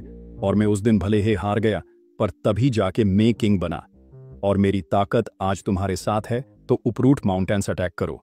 और ये सुनते ही एमसी जुहवान पर अटैक कर देता है। जुहवान ये देख के सोचता है कि तुम के कीड़े हो, तुम मुझे कभी नहीं हरा पाओगे। और वो दोनों क्लैश करते हैं, उसके साथ के धुआं उड़ता है और सब जगह व्हाइट लाइट फैल जाती है, और कोई भी देख नहीं पाता कि क्या हुआ, कौन जीता। तभी धुआं थोड़ा काम होता है और हमें दिखता है कि जुहवान नीचे गिर गया, और हमारा एमसी अभी भी खड़ा है अपनी स्पीयर के सहारे। अब सीन शिफ्ट होता है, एमसी एरिना में खड़ा है और जुहवान नीचे गिरा हुआ है, और हर कोई एमसी का नाम लेके उसे कांग्रेट्स कर रहा है फॉर डेफिटिंग जुहवान, और सब शौक है। तभी हमें सोयूं दिखती है जो शौक है, पर सोच रही कि एमसी कुछ दिन पहले कैसे है माना रिलेटेड अटैक हैंडल कर पा रहा था, पर अब वो खुद माना स्पीयर यूज कर सकता है, और वो सोचती है ये सब कितना अजीब है। तभी वो अपने पीछे दिखती है, उसे वो सैम इंसान दिखता है जिसने एमसी पर पैसे लगाया थे, और वो इंसान का फेस हमें दिखता है, जहां पर वो शौक है कि ये सब कैसे हुआ और ये कैसे पॉसिबल है। और उसे ऐसा देखकर सोयूं सोचती है मैं भी शौक हूं, पर इसके एक्सप्रेशन कुछ अलग है, और वो ऐसा रिएक्शन दे रहा है जैसे किसी ने कोई नेचुरल लॉ तोड़ दिया हो। और वो सोचती है उसने तो एमसी पर हे पैसे लगाए थे, और वो फिर से उसे दिखने के लिए पीछे मुड़ती है, पर वहां पर वो इंसान नहीं होता, और वो सोचती है वो इंसान गायब हो गया। और अब सीन शिफ्ट होता है शाम के टाइम पर, और हमें एमसी दिखता है जो निराश है और रोड पे अकेले चल रहा है, और वो सोचता है उन्होंने मुझे डिस्क्वालिफाइड कर दिया, और ये सही भी था, जुहवान के एक्शन राइट नहीं थे, पर मेरा फाइट के बीच जाना रूल ब्रेक था, और रेफरी ने भी मुझे रोकने का प्रयास किया था। और एमसी सोचता है ये ठीक है, जब मैं एरिना में उतरा था तो मुझे पता था ये सब होगा, पर जुहवान को क्या होगा। अब सी ऑफकोर्स से वो डिस्क्वालिफाइड हुआ, पर उसने मैच में माना का यूज किया जो अटेम्प्ट तो मर्डर में आता है। वो भले ही ठीक होगा और उसके ऊपर ज्यादा एक्शंस नहीं ली जाएंगी, पर उसे एटलीस्ट 5 साल के लिए हंटर एग्जाम नहीं दे सकता। और इन थे एंड ली चुलमिन को विनर कर दिया, बी डिफॉल्ट और सेकंड रैंक ली को मिल गई, और थर्ड रैंक दुकचुल को दे दी। छोड़ो, एटलीस्ट मेरी प्रोग्रेस तो बढ़ी। ये सब जुहवान से फाइट करने पर हुआ। तभी हमें उसकी प्रोग्रेस रेट दिखती है, चीरोन की 48.7% और बुद्धा की 12.1% और सियांग यू की 56.9%। और एमसी सोचता है सियांग यू की प्रोग्रेस रेट 50 कोर्स कर गई, और वो सोचता है फाइट के वक्त ऐसा लगा जिसे वो मेरे साथ था, मैं भी ये 50% प्रोग्रेस के वजह से हुआ होगा, और वो सोचता कि वो और लेक्चर कर सकता है।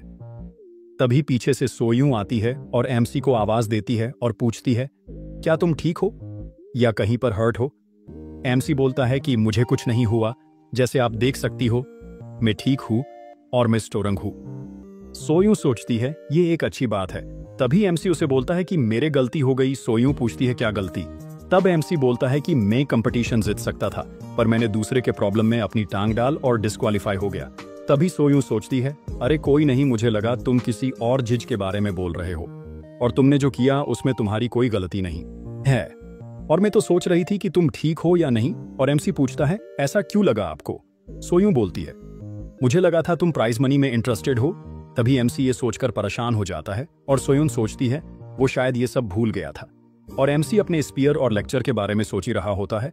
तभी सोयूं बोलती है कि तुम वैसे प्राइज मनी का क्या करने वाले थे? वैसे एमसी रोड पर बैठकर बोलता है मैं एक वेपन खरीदना चाहता था।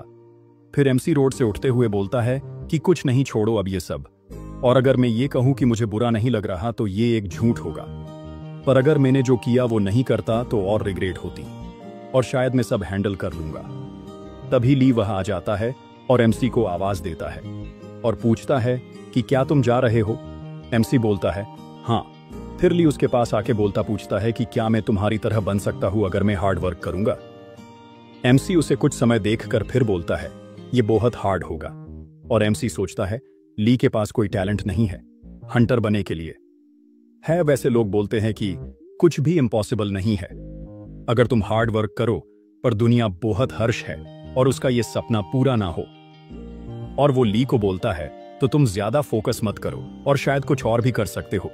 तुम और निराश होने की जरूरत नहीं है, तुम अभी बहुत यंग हो। ली उसे बोलता है तुम सही हो और मैं कुछ खराब करने नहीं आया, मैं तो बस तुम्हें गुड बाय बोलने आया हूं, और है thank you for everything Hume. तभी एमसी उसे बोलता है कि किसी की मत सुनो, मेरी भी नहीं, और तुम्हें जो करना है वो करो। तुम्हें कोई नहीं बता सकता कि तुम्हें क्या करना है।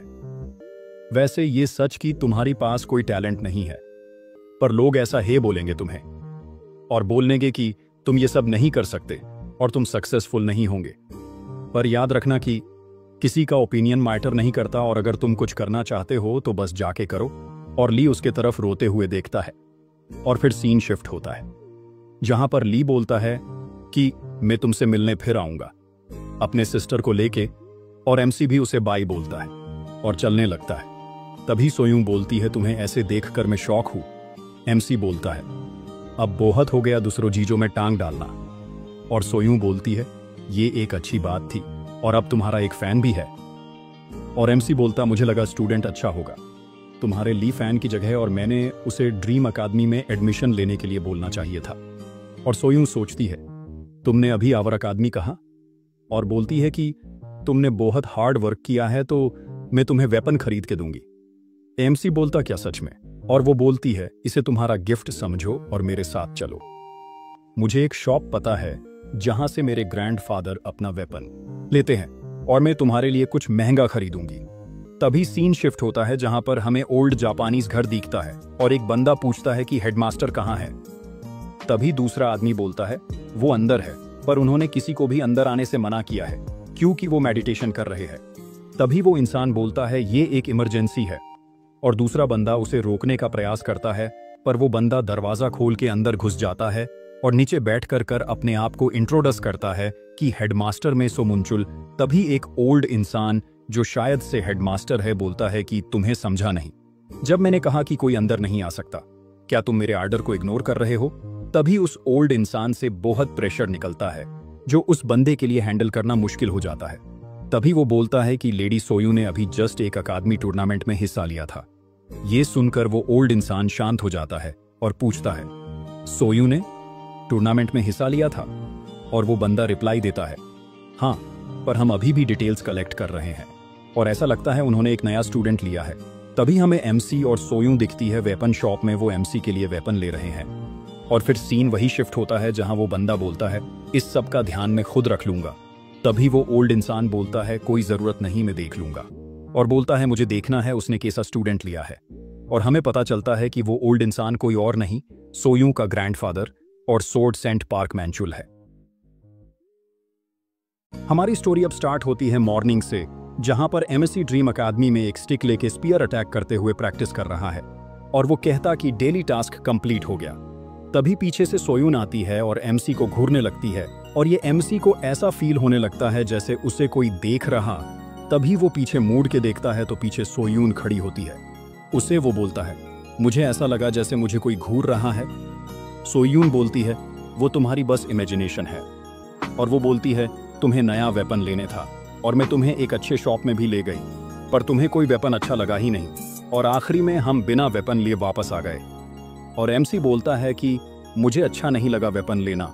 तभी उसे टोकते हुए सोयून बोलती है, तुम कब से किसी और के बारे में सोचने लगे? नॉर्मली तुम्हें कोई कुछ दे तो तुम ना नहीं कहते, और तुमने ले लिया होता। तभी एमसी सोचता है, मैं अब कोई भी फालतू वेपन नहीं ले सकता।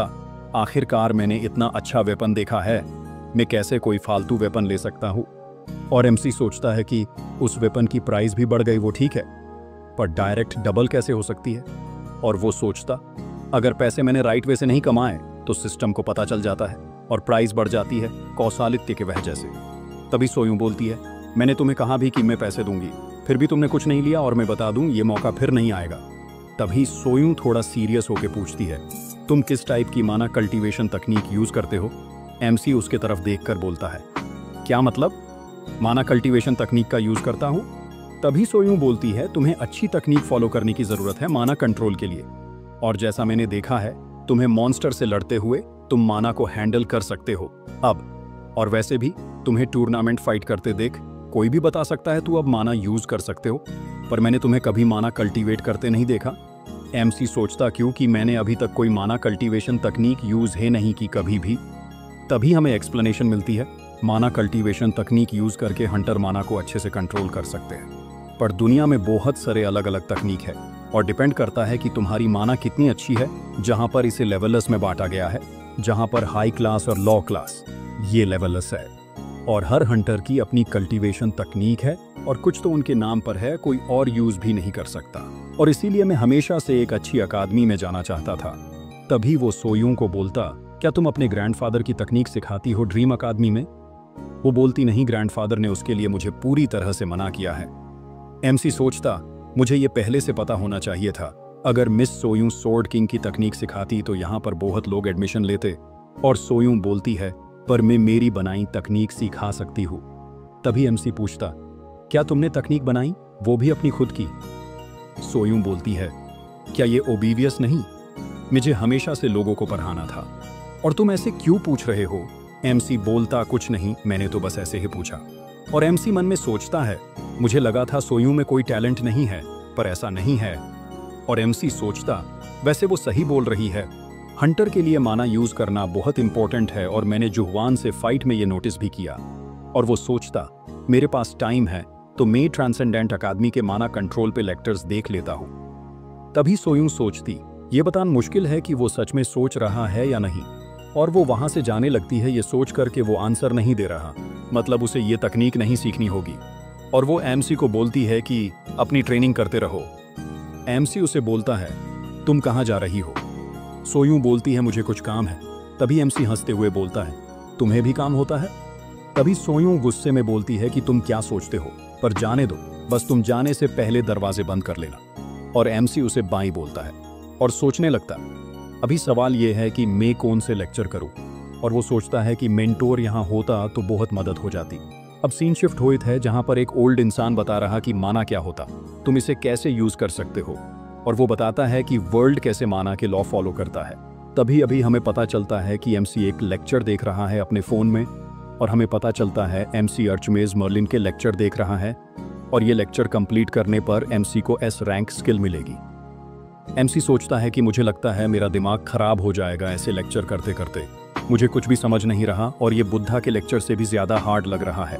और तभी लेक्चर खत्म होता है और डेली टास्क आता है जहां पर एमसी को माना कलेक्ट करना है 1000 हर रोज। और एमसी सोचता है ये भी एक डेली टास्क है, छोड़ो मैं इसे आजमा के देखता हूँ। और वो खड़ा होकर अपने हाथ पास में लेके फोकस करने का ट्राई करता है और सोचता है कि ये इतना हार्ड नहीं है, मैंने चिरोन के लेक्चर्स किए हैं तो माना फील करना सिंपल है, पर मैं बस फील कर पा रहा हूँ पर कलेक्ट नहीं कर पा रहा। तभी मर्लिन के लेक्चर के कुछ पल दिखते हैं जहां वो बोलता है, माना यूज करने के लिए तुम्हारे दिमाग को दुनिया से कनेक्ट करना पड़ी देता है। और तुम जो सोचते हो उसे असली दुनिया में लेके आते हो। और इसका एग्जाम्पल है पावर जो तुम यूज करते हो, जिसे ओरा बोलते हैं। और एमसी भी ओरा फॉर्म कर लेता है और देखकर वो खुश हो जाता है कि उसने एक माना सर्कल बना लिया। और तभी वो ध्यान से देखता है और सोचता है ये तो बहुत छोटा है, मे बी इसे माना सर्कल भी नहीं बोल सकते। पर एमसी सोचता है कुछ नहीं, मैं टाइम के साथ इसमें अच्छा हो जाऊंगा। तभी पीछे से एमसी को सोर्ड किंग या सोयूं का ग्रैंडफादर बोल सकते। वो चिल्लाते तुम। एमसी उनके तरफ दिखता है, पूछता है कि क्या आप सोर्ड सेंट हैं? और सोर्ड सेंट सोचता है मैं यहाँ देखने आया था कि सोयूं का नया स्टूडेंट कौन है, पर यहाँ तो ये इंसान मन मैनिफेस्टिव कर रहा है। ये बहुत हार्ड होता है, इसका मतलब ये एक टैलेंटेड इंसान है। और ऐसा टैलेंटेड इंसान या है मतलब ये मेरे ग्रैंड डॉटर को यूज करना चाहता है। और वो गुस्से में पूछता है कि मैंने तुमसे पूछा तुम कौन हो? तभी एमसी बोलता है आपसे मिलकर खाहुशी हुई मैं किम सियोजुं। और सोचता है किसने सोचा था कि मेन सोर्ड सेंट से मिलूंगा? और एमसी बोलता है मैंने बस आपको न्यूज में देखा है और आपको ऐसे सामने देखकर थोड़ा अमेज हूं। और क्या आप मिस सोयूं से मिलने आए हैं? पर वो तो किसी काम के लिए बाहर गई है। और सोर्ड सेंट बोलता है क्या मिस सोयूं? एमसी बोलता है क्या आप उनसे मिलने नहीं आए? और वो एमसी को पूछता है कि तुम अब तक यहाँ पर खड़े कैसे हो? और एमसी बोलता क्या मतलब है आपका? और सोर्ड सेंट बोलता है कि मैंने अभी जस्ट तुम्हें मारने के लिए ओरा निकाला, और अगर तुम एस क्लास हंटर नहीं हो तो तुम अब तक जमीन पर गिर जाते। और एमसी सोचता है क्या, और ये मे बी बुद्धा के लेक्चर के वजह से हुआ होगा। और सोर्ड सेंट बोलता है कि तुम यहाँ क्या करने आए हो? एमसी बोलता है आपको क्या बोलना है? सोर्ड सेंट बोलता है तुम्हारे जैसे किसी को भी कोई भी अकादमी ले जाएगी, पर तुम यहाँ पर क्या कर रहे हो? और तुम सोयूं के करीब क्यों आ रहे हो? और तुम सच बताना। और वो एमसी की तरफ गुस्से में चलने लगते हैं, पर एमसी बोलता है आपको को गलतफहमी हुई है। तभी एमसी को बिना सुने सोर्ड सेंट उस पर अटैक कर देता है।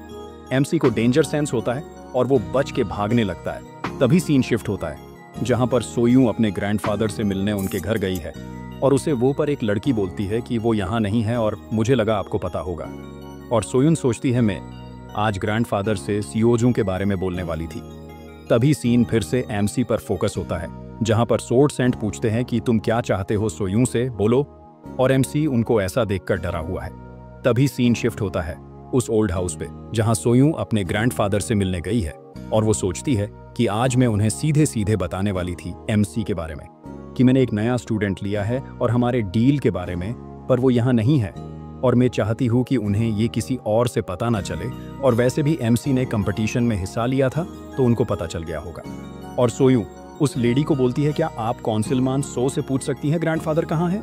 तभी एक ओल्ड इंसान सोयूं को मिस सोयूं करके बुलाता है और सोयूं उन्हें कौंसिलमान सो बोलती है। और वो इंसान सोयूं को देखकर बहुत खुश है और पूछता है ये कितनी अच्छी बात है, आज आप मैन हाउस में आई हैं? और सोयूं बोलती है आप सही टाइम पे आए हैं, मैं आपको ही खोज रही थी। और वो इंसान बोलता है आप मुझे खोज रही थी, और वो क्यों? और सोयूं बोलती है मैं यहाँ पर ग्रैंडफादर से मिलने आई थी। पर तभी वो ओल्ड इंसान बोलता है वो आपके ही अकादमी गए हैं। ये सुनते ही सोयूं डर के भागने लगती है, और तभी वो साइड में खड़ी लेडी सोचती है मिस ऐसा भाग क्यों रही है? और सोयूं अब भागते भागते सोच रही है कि मुझे पता था वो देखने आएंगे, पर इतने जल्दी कुछ भी हो मैं उन दोनों को मिलने नहीं दे सकती मेरे बिना। और वो और तेज भागने लगती है। और अब सीन फिर से फोकस होता है एमसी पर, जहां एमसी सोर्ड सेंट की तरफ देखकर सोचता है कि उन्होंने मेरे ऊपर अटैक किया, पर अपने सोर्ड को बिना खोले, और उसे लगता है वो मुझे मारना नहीं चाहते, बस काबू में करना चाहते हैं। और सोर्ड सेंट फिर पूछते हैं तुमको हो? और एमसी बोलता है मुझे नहीं पता आप ये सब क्यों कर रहे हैं, पर आपको कोई गलतफहमी हुई है और प्लीज रुक जाइए। और सोर्ड सेंट बोलते हैं तुमने बस माना मैनिफेस्टेशन नहीं किया, तुमने अभी जस्ट मेरा अटैक डोज करके ये भी साबित कर दिया कि तुम स्ट्रांग, और तुम बोल रहे हो कि ये एक गलतफहमी है। तुम जरूर कुछ भी बोलने से डरते नहीं हो। और वो एमसी पर अटैक कर देते हैं, पर एमसी उनका अटैक अपने स्टिक से रोक लेता है और बोलता है कि मुझे नहीं पता कि मिस सोयूं आपसे क्या बोली है, पर प्लीज रुक जाओ। और ये सुनकर सोर्ड सेंट और गुस्सा हो जाता है और एमसी सोचता है कि मैंने जरूर कोई गलत बात बोली है, पर क्या बोली है ये नहीं समझ आ रहा। और सोर्ड सेंट सोचते हैं कि मैं इसे ऐसे ही छोड़ने वाला था, पर अब नहीं। और एमसी सोचता है बोल के कुछ फायदा नहीं है, वो मेरी कोई भी बात नहीं सुनने वाले हैं, और वो फाइट के लिए तैयार होने लगता है। और वो सोचता है कि वैसे भी ऐसा नहीं लगता कि वो मुझे मारने वाले हैं जान से, और वो चाहते तो अब तक मैं मरा हुआ होता और सोर्ड सेंट वो है जिनके जैसा मुझे बनना है थे स्ट्रॉन्गेस्ट हंटर। और ये एक अच्छा मौका है। और सोर्ड सेंट सोचते हैं इसके आज बाजू का माना फ्लो चेंज हो गया है। मैं अभी तक बहुत सारे हंटर से मिल चुका हूँ, पर मुझे बस एक ही ऐसा हंटर मिला जिसकी आंखें इसके जैसी थी, जिनमें कोई डर नहीं था। ये जरूर बहुत टैलेंटेड होगा। तो फिर ये क्यों मेरे ग्रैंड डॉटर के पास आया है? और फिर वो फाइट करना स्टार्ट करते हैं, जहां पर सोर्ड सेंट अटैक करते हैं फर्स्ट पर। एमसी उनका अटैक कैसे तो करके रोक लेता है और सोचता है मैं इनके अटैक सेंस नहीं कर पा रहा और ना ही देख पा रहा, पर मैं ये सेंस कर पा रहा हूँ कि उनका हर अटैक एक दूसरे लेवल पर है और एक अटैक है मुझे खत्म करने के लिए काफी है। और मैं सोच रहा हूँ कि मैं कैसे थोड़ी और देर टिक सकता हूँ। और फिर एमसी थोड़ा पीछे होकर अटैक करता है सोर्ड सेंट पर जैसे ही सोर्ड सेंट अपनी सोर्ड ऊपर करते हैं, एमसी डर के फिर से पीछे हो जाता है। और फिर सोर्ड सेंट बोलते हैं तुम्हें बस मेरे प्रश्न के उत्तर देने हैं और कुछ नहीं, पर फिर भी तुम क्यों नहीं समझ रहे? और तभी एमसी थोड़ा नीचे गिरता है, पर वो सोच रहा है मैं ये सब ऐसे एंड नहीं होने दे सकता, और बस थोड़ा। और यही टाइम है जब वो मुझे मारने का ट्राई नहीं कर रहे हैं, बस एक अटैक। तभी सोर्ड सेंट उसके पास आते हैं। ये देखकर एमसी डर जाता है, पर वो उनका अटैक डोज कर लेता है और अपनी स्टिक उठा के अटैक करने का ट्राई करता। और उसे मर्लिन के लेक्चर याद आते हैं, जहां पर वो बताता है माना कैसे और कब यूज करना है। और एमसी की स्टिक ब्लू रंग से चमकने लगती है और वो सोचता अभी के लिए मैं बस इतना कर सकता हूँ। और वो सोर्ड सेंट पर अटैक कर देता है, जिससे थोड़ा धुआं उड़ता है। पर जब वो धुआं काम होता है, हमें एमसी नीचे गिरा हुआ दिखता है, पर वो अभी भी जागा है। और सोर्ड सेंट बोलते हैं तो तुमने अपना असली रंग दिखा दिया। और एमसी बोलता है क्या मतलब? अपने रंग दिखा दिया? अपने मुंह पर अटैक किया था पहले। और ये मिस सोयूं कहाँ गई? आपसे तो बात करके भी फायदा नहीं है। और ये सुनकर सोर्ड सेंट बोलते हैं ठीक है, तुम नहीं समझोगे तो मैं तुम्हें अभी मौत दे देता हूँ मेरे हाथों से। और तभी सोयूं वह पर दरवाजा खोल के आ जाती है और बोलती है बस हुआ और तुम दोनों ये बंद करो। और अब सोयूं पूछती है एमसी से कि तुम्हें बोहत लगा है क्या? तुम ठीक हो? एमसी बोलता है मुझे इतना कुछ मेजर नहीं लगा, पर है ये दर्द कर रहा है। और ये सब सोर्ड स्टार साइड में खड़े होकर देख रहे हैं गुस्से में। और वो बोलती है तुम इतने कमजोर कैसे हो सकते हो? और एमसी बोलता है ये आप बोल रहे हो जिसने मुझे मारा है? और सोर्ड सेंट गुस्से में बोलते हैं तुम क्या बोल रहे हो? ये सुनते ही एमसी बोलता है कि आप मुझे फिर से मरने वाले हो, और सोयूं के पीछे जाके छुप जाता है। और सोयूं ये देख के सोचती है मैंने कभी किसी को ग्रैंडफादर से ऐसे बोलते नहीं सुना है। और एमसी बोलता है मुझे मरने से पहले बता तो दो क्यों मार रहे हो? आप सोर्ड सेंट हो, इसका ये मतलब नहीं आप किसको भी मार सकते हो। और सोयूं तभी बोलती है कि प्लीज ये सब बंद करो। और वो एमसी से सॉरी बोलती है अपने ग्रैंडफादर के लिए, पर एमसी उसे बोलता है कुछ नहीं, आप सॉरी मत बोलो, और मुझे इतना भी नहीं लगा है। और उसे फिर से सॉरी बोलते हुए सोयूं बोलती है कि मैं बाद में तुम्हें सब बता दूंगी। और एमसी हॉस्पिटल का बहाना बनाकर सोयूं को बोलता है शायद मैं जाके खुद को चेक करूंगा। और सोयूं बोलती है हाँ तुम जाओ और कॉस्ट के बारे में मत सोचो। और एमसी वो से चला जाता है सोयूं को बाय बोल के। और सोयूं सोचती है थैंक यू सिचुएशन को समझने के लिए। और वो गुस्से में अपने दादाजी की तरफ देखती है और बोलती है हमें बात करने की जरूरत है। और तभी सोयूं सोचती है मैं उनको सब मिलकर बताने वाली थी, पर उन्होंने पहले ही सब खराब कर दिया, पर जाने दो मुझे ये फेस करना ही था। तभी सोर्ड सेंट बोलते हैं उसे दूर रहो, वो बहुत है अजीब है। पर सोयूं बोलती है वो अजीब नहीं है और आपको क्या ही पता है। और वो सोचती है अब तक ग्रैंडफादर ने मुझे कभी समझा ही नहीं, और वो कभी समझ ही नहीं सके कि मुझे क्या करना है, क्या पसंद है, और बस मुझे हर बार टाला है। और जब मैंने मेरी हंटर अकादमी खोली तभी भी वो ग्रैंडफादर के ही नीचे थी। और हमें दिखता है सोर्ड सेंट एक लड़के पर चिल्ला रहे होते हैं। और वो सोचती है कि इसीलिए सब स्टूडेंट अकादमी छोड़ के चले गए। मुझे पता है ग्रैंडफादर मेरा बुरा नहीं चाहते, और वो बस मुझे दूसरे लोगों से प्रोटेक्ट करना चाहते हैं। तभी सोर्ड सेंट बोलते हैं सोयूं ये सब बंद कर दो कल तक। पर सोयूं बोलती है नहीं, मैं नहीं करना चाहती ये बंद, और आप जैसे सोचते हैं सियोजू वैसा नहीं है और वो अलग है, और मैं नहीं बंद करूंगी अकादमी। और मुझे क्यों हर बार आप बोलते हैं वैसा करना पड़ दियचता है? मैं नहीं करूंगी बंद ये सब, ये मेरी अकादमी है आपकी नहीं। और सोयूं सोचती है हमें मिले 1 मंथ भी नहीं हुआ है, मैं उसे जानती भी नहीं हूँ, पर मुझे लगता है, मुझे एक फीलिंग है कि मुझे उसके साथ और रहना है, वो दूसरों से लगा है। तभी सोर्ड सेंट बोलते हैं ये टाइम ऐसे सोचने का नहीं है, तुम्हें पता नहीं है वो कैसा इंसान है। पर तभी सोयूं बोलती है ठीक है मुझे नहीं पता है, तो क्या? पर इसीलिए मैं और जानना चाहती हूँ, और वो सोचती है ये वर्क करे या ना, पर मैं ये करना चाहती हूँ, और मैं आपके परछाई में और नहीं जी सकती और ना ही रहना चाहती हूँ।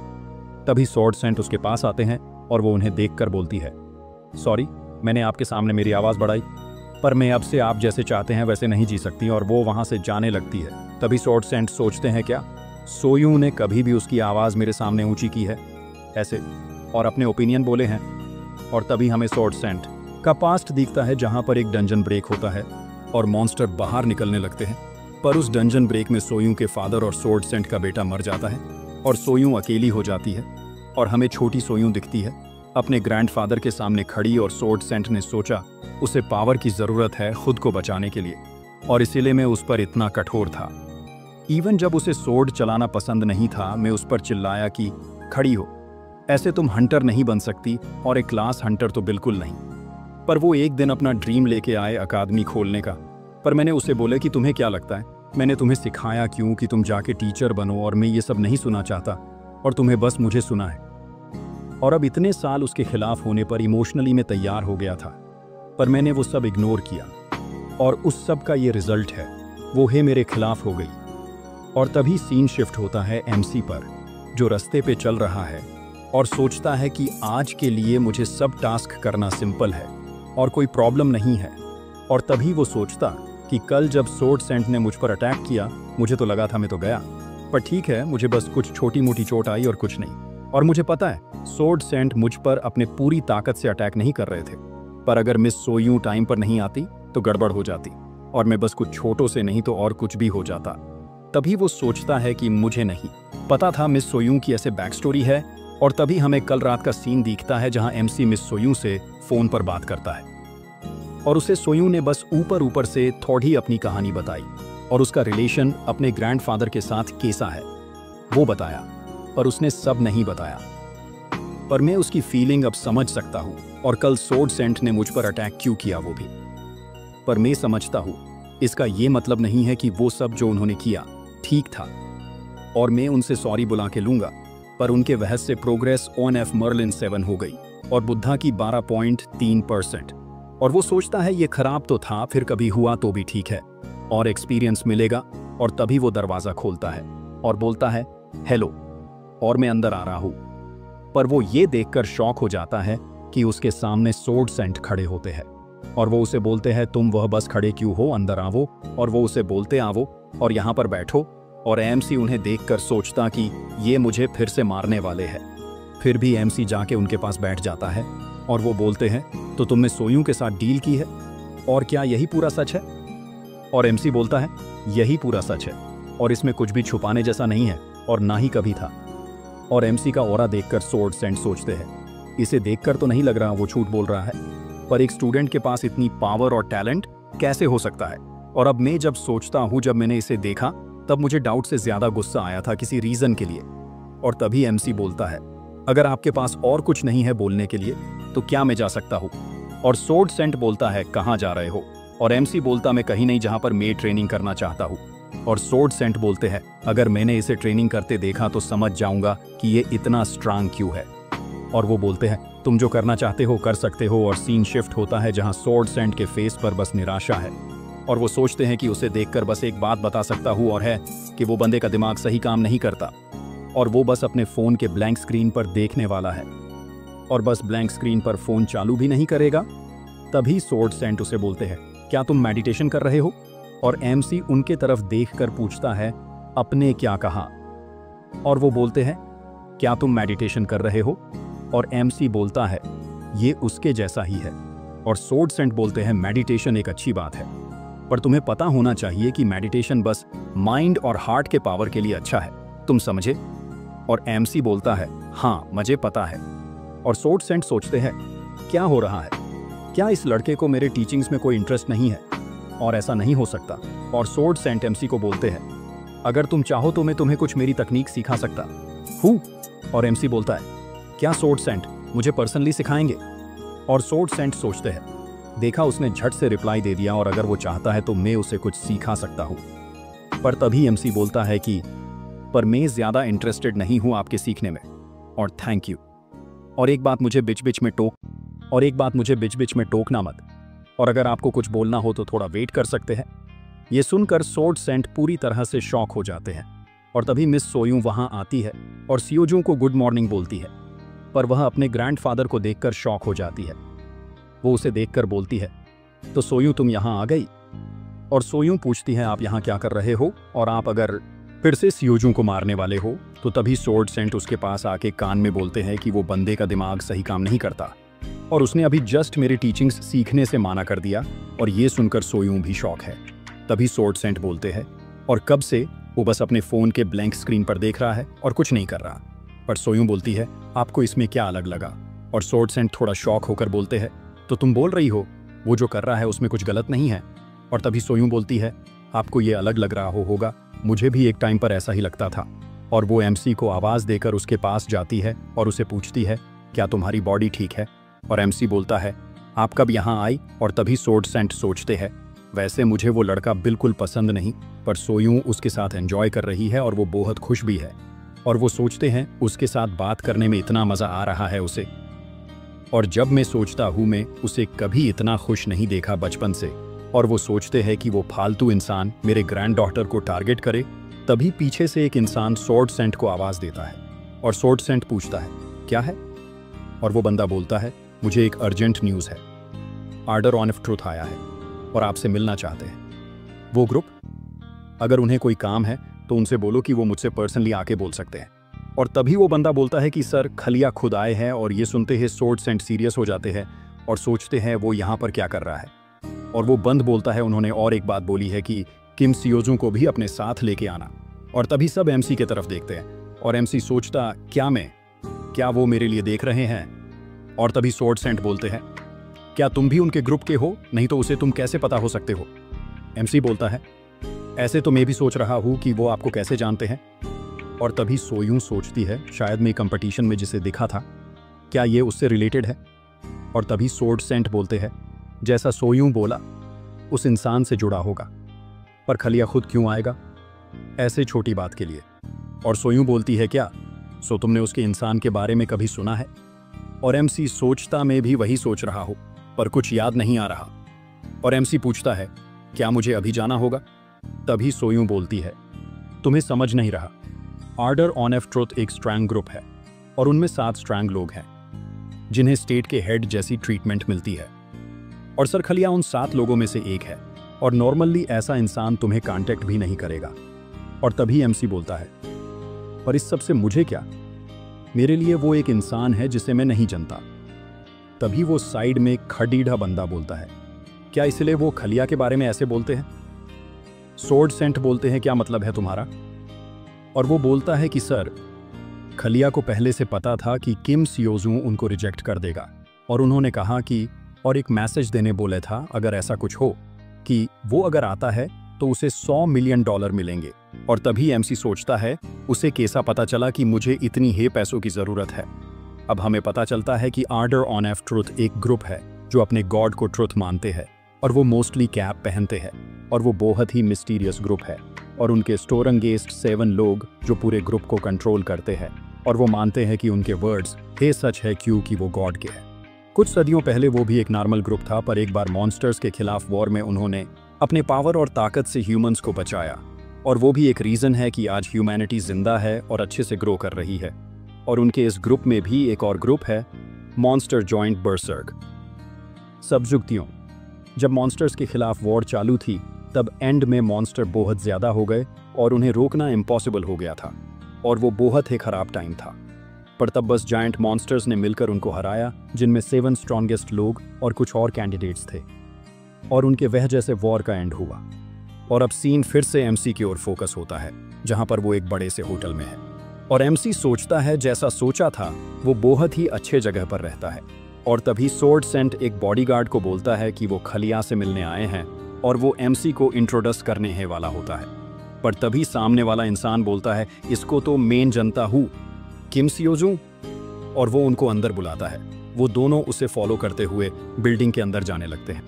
और एमसी सोचता है कि जैसा सोयूं ने बताया था कि जो इंसान उसने कंपटीशन में देखा था वो इनसे रिलेटेड है, तो उसने अमाउंट वो बताई जो कंपटीशन के विनर को मिलनी चाहिए थी। या फिर उसने ऐसे एक नंबर बोला होगा। पर फिर भी वो कंपटीशन में मुझ पर क्यों ध्यान दे रहे थे, और अब वो मुझसे क्यों मिलना चाहते हैं? क्या उसे मेरे बारे में कुछ पता है या उसे ट्रांसेंडेंट अकादमी के बारे में पता है? मुझे ये सब चेक करना होगा। और तभी वो बॉडीगार्ड बोलता है, आप इस रूम में वेट करो जब तक खलिया आते हैं। और सोर्ड सेंट सोचते हैं, जैसा मैंने सोचा था वो हमारे लिए वेट कर रहा होगा। तभी एमसी सोर्ड सेंट से पूछता है, आप सर खलिया को पहले से जानते हो ना? पर सोर्ड सेंट बोलता है कि ये मेरा भी फर्स्ट टाइम है उससे मिलने का। एमसी थोड़ा बेचैन होकर बोलता, क्या आपका फर्स्ट टाइम है? वैसे उसने मुझे बहुत बार कॉल किया है और हमारी बात भी हुई है, पर कभी फेस टू फेस नहीं मिले, तो ये मेरा भी फर्स्ट टाइम है।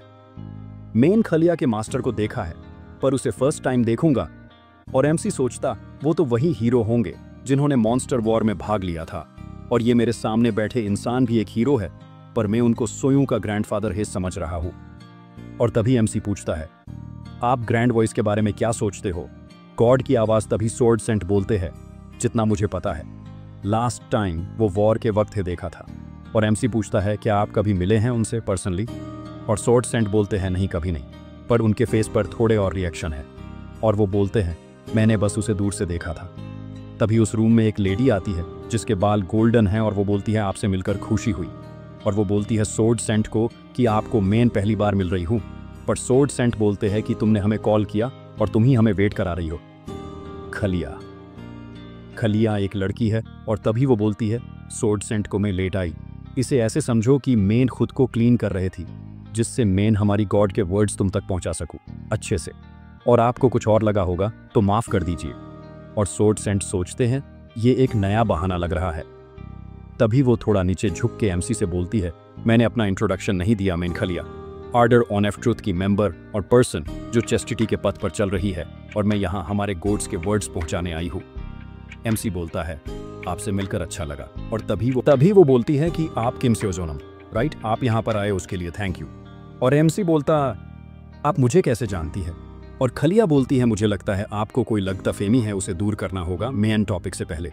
अपने अकादमी के कंपटीशन में हिस्सा लिया था, याद है? तो उसने तुम्हारे बारे में बहुत बोला, और इसीलिए मुझे तुमसे मिलना था कि तुम सच में उतने ग्रेट हो या नहीं, इसीलिए मैंने तुम्हें यहाँ पर बुलाया। और एमसी बोलता है, बस उसके लिए तुमने मुझे बुलाया और मुझ में इंटरेस्टेड हो। और अब बताओ तुम्हारा रियल रीज़न क्या है मुझे यहाँ बुलाने के पीछे का? और तुम बस ऐसे मामूली बात के लिए नहीं बुला सकती मुझे, राइट? और खलिया बोलती है कि वो मैं तुम्हें अभी बताने वाली थी, तो क्या हम शुरू कर सकते हैं? और अब सीन शिफ्ट होता है, जहां पर एमसी सोर्ड सेंट साइड में बैठे हैं, और उनके बीच में खलिया और सोर्ड सेंट बोलते हैं, डंजन रिकन। और खलिया चाय पीते हुए बोलती, हाँ सही सुना आपने, और मुझे लगा आप मेरा साथ दोगे डंजन रिकन में। और सोर्ड सेंट बोलते हैं कि मैं ऐसा क्यों करूंगा? और वो बोलती है, आपको पता ही है कि वो एंड नहीं होती। तभी एमसी बोलता है, इसका क्या मतलब है? वो बोलती है, कोरिया के एक डंजन में कुछ डिस्टॉर्शन हुआ है, और मैं क्या बोल रही हूँ सोर्ड सेंट समझते हैं। और तभी सोर्ड बोलते, तो इसलिए तुमने मुझे यहाँ पर बुलाया है, और तुम कोरिया आई हो जिससे तुम अपनी जगह आर्डर ऑन एफ ट्रूथ में पक्की कर सको। और वो बोलती है, जैसा मैंने सोचा था, सोर्ड सेंट को फंसा नहीं सकते। ये सब करते हुए तुम्हें जरा सा भी गिल्ट नहीं हो रहा? और वो बोलती है, तो क्या आप मेरी मदद करोगे? और सोर्ड सेंट बोलते हैं, ये डिपेंड करता है, बदले में तुम मुझे क्या दोगी? वो बोलती है, लगता है सोर्ड सेंट को कोई फेवर नहीं चाहिए मुझसे, और आपके बस किसी बात की कमी नहीं है। और तभी वो बोलती है, मैंने सुना है आपकी पोती हंटर अकादमी चलाती है। ये सुनते हैं सोर्ड सेंट को गुस्सा आता है, और वो बोलती है, ऑर्डर ऑन एफ ट्रूथ। और उतने में सोर्ड सेंट से ऑरा निकलता है, जिससे एमसी भी नंब हो जाता है और सोचता है, तो ये है सोर्ड सेंट का किलिंग इंटेंट का ऑरा। और सोर्ड सेंट बोलते हैं, अगर बस और एक बार तुमने इसमें सोयूं को जोड़ा तो मैं तुम्हें मार दूंगा। पर खलिया को कुछ नहीं होता, और वो बोलती है कि मैंने गलती कर दी, सॉरी।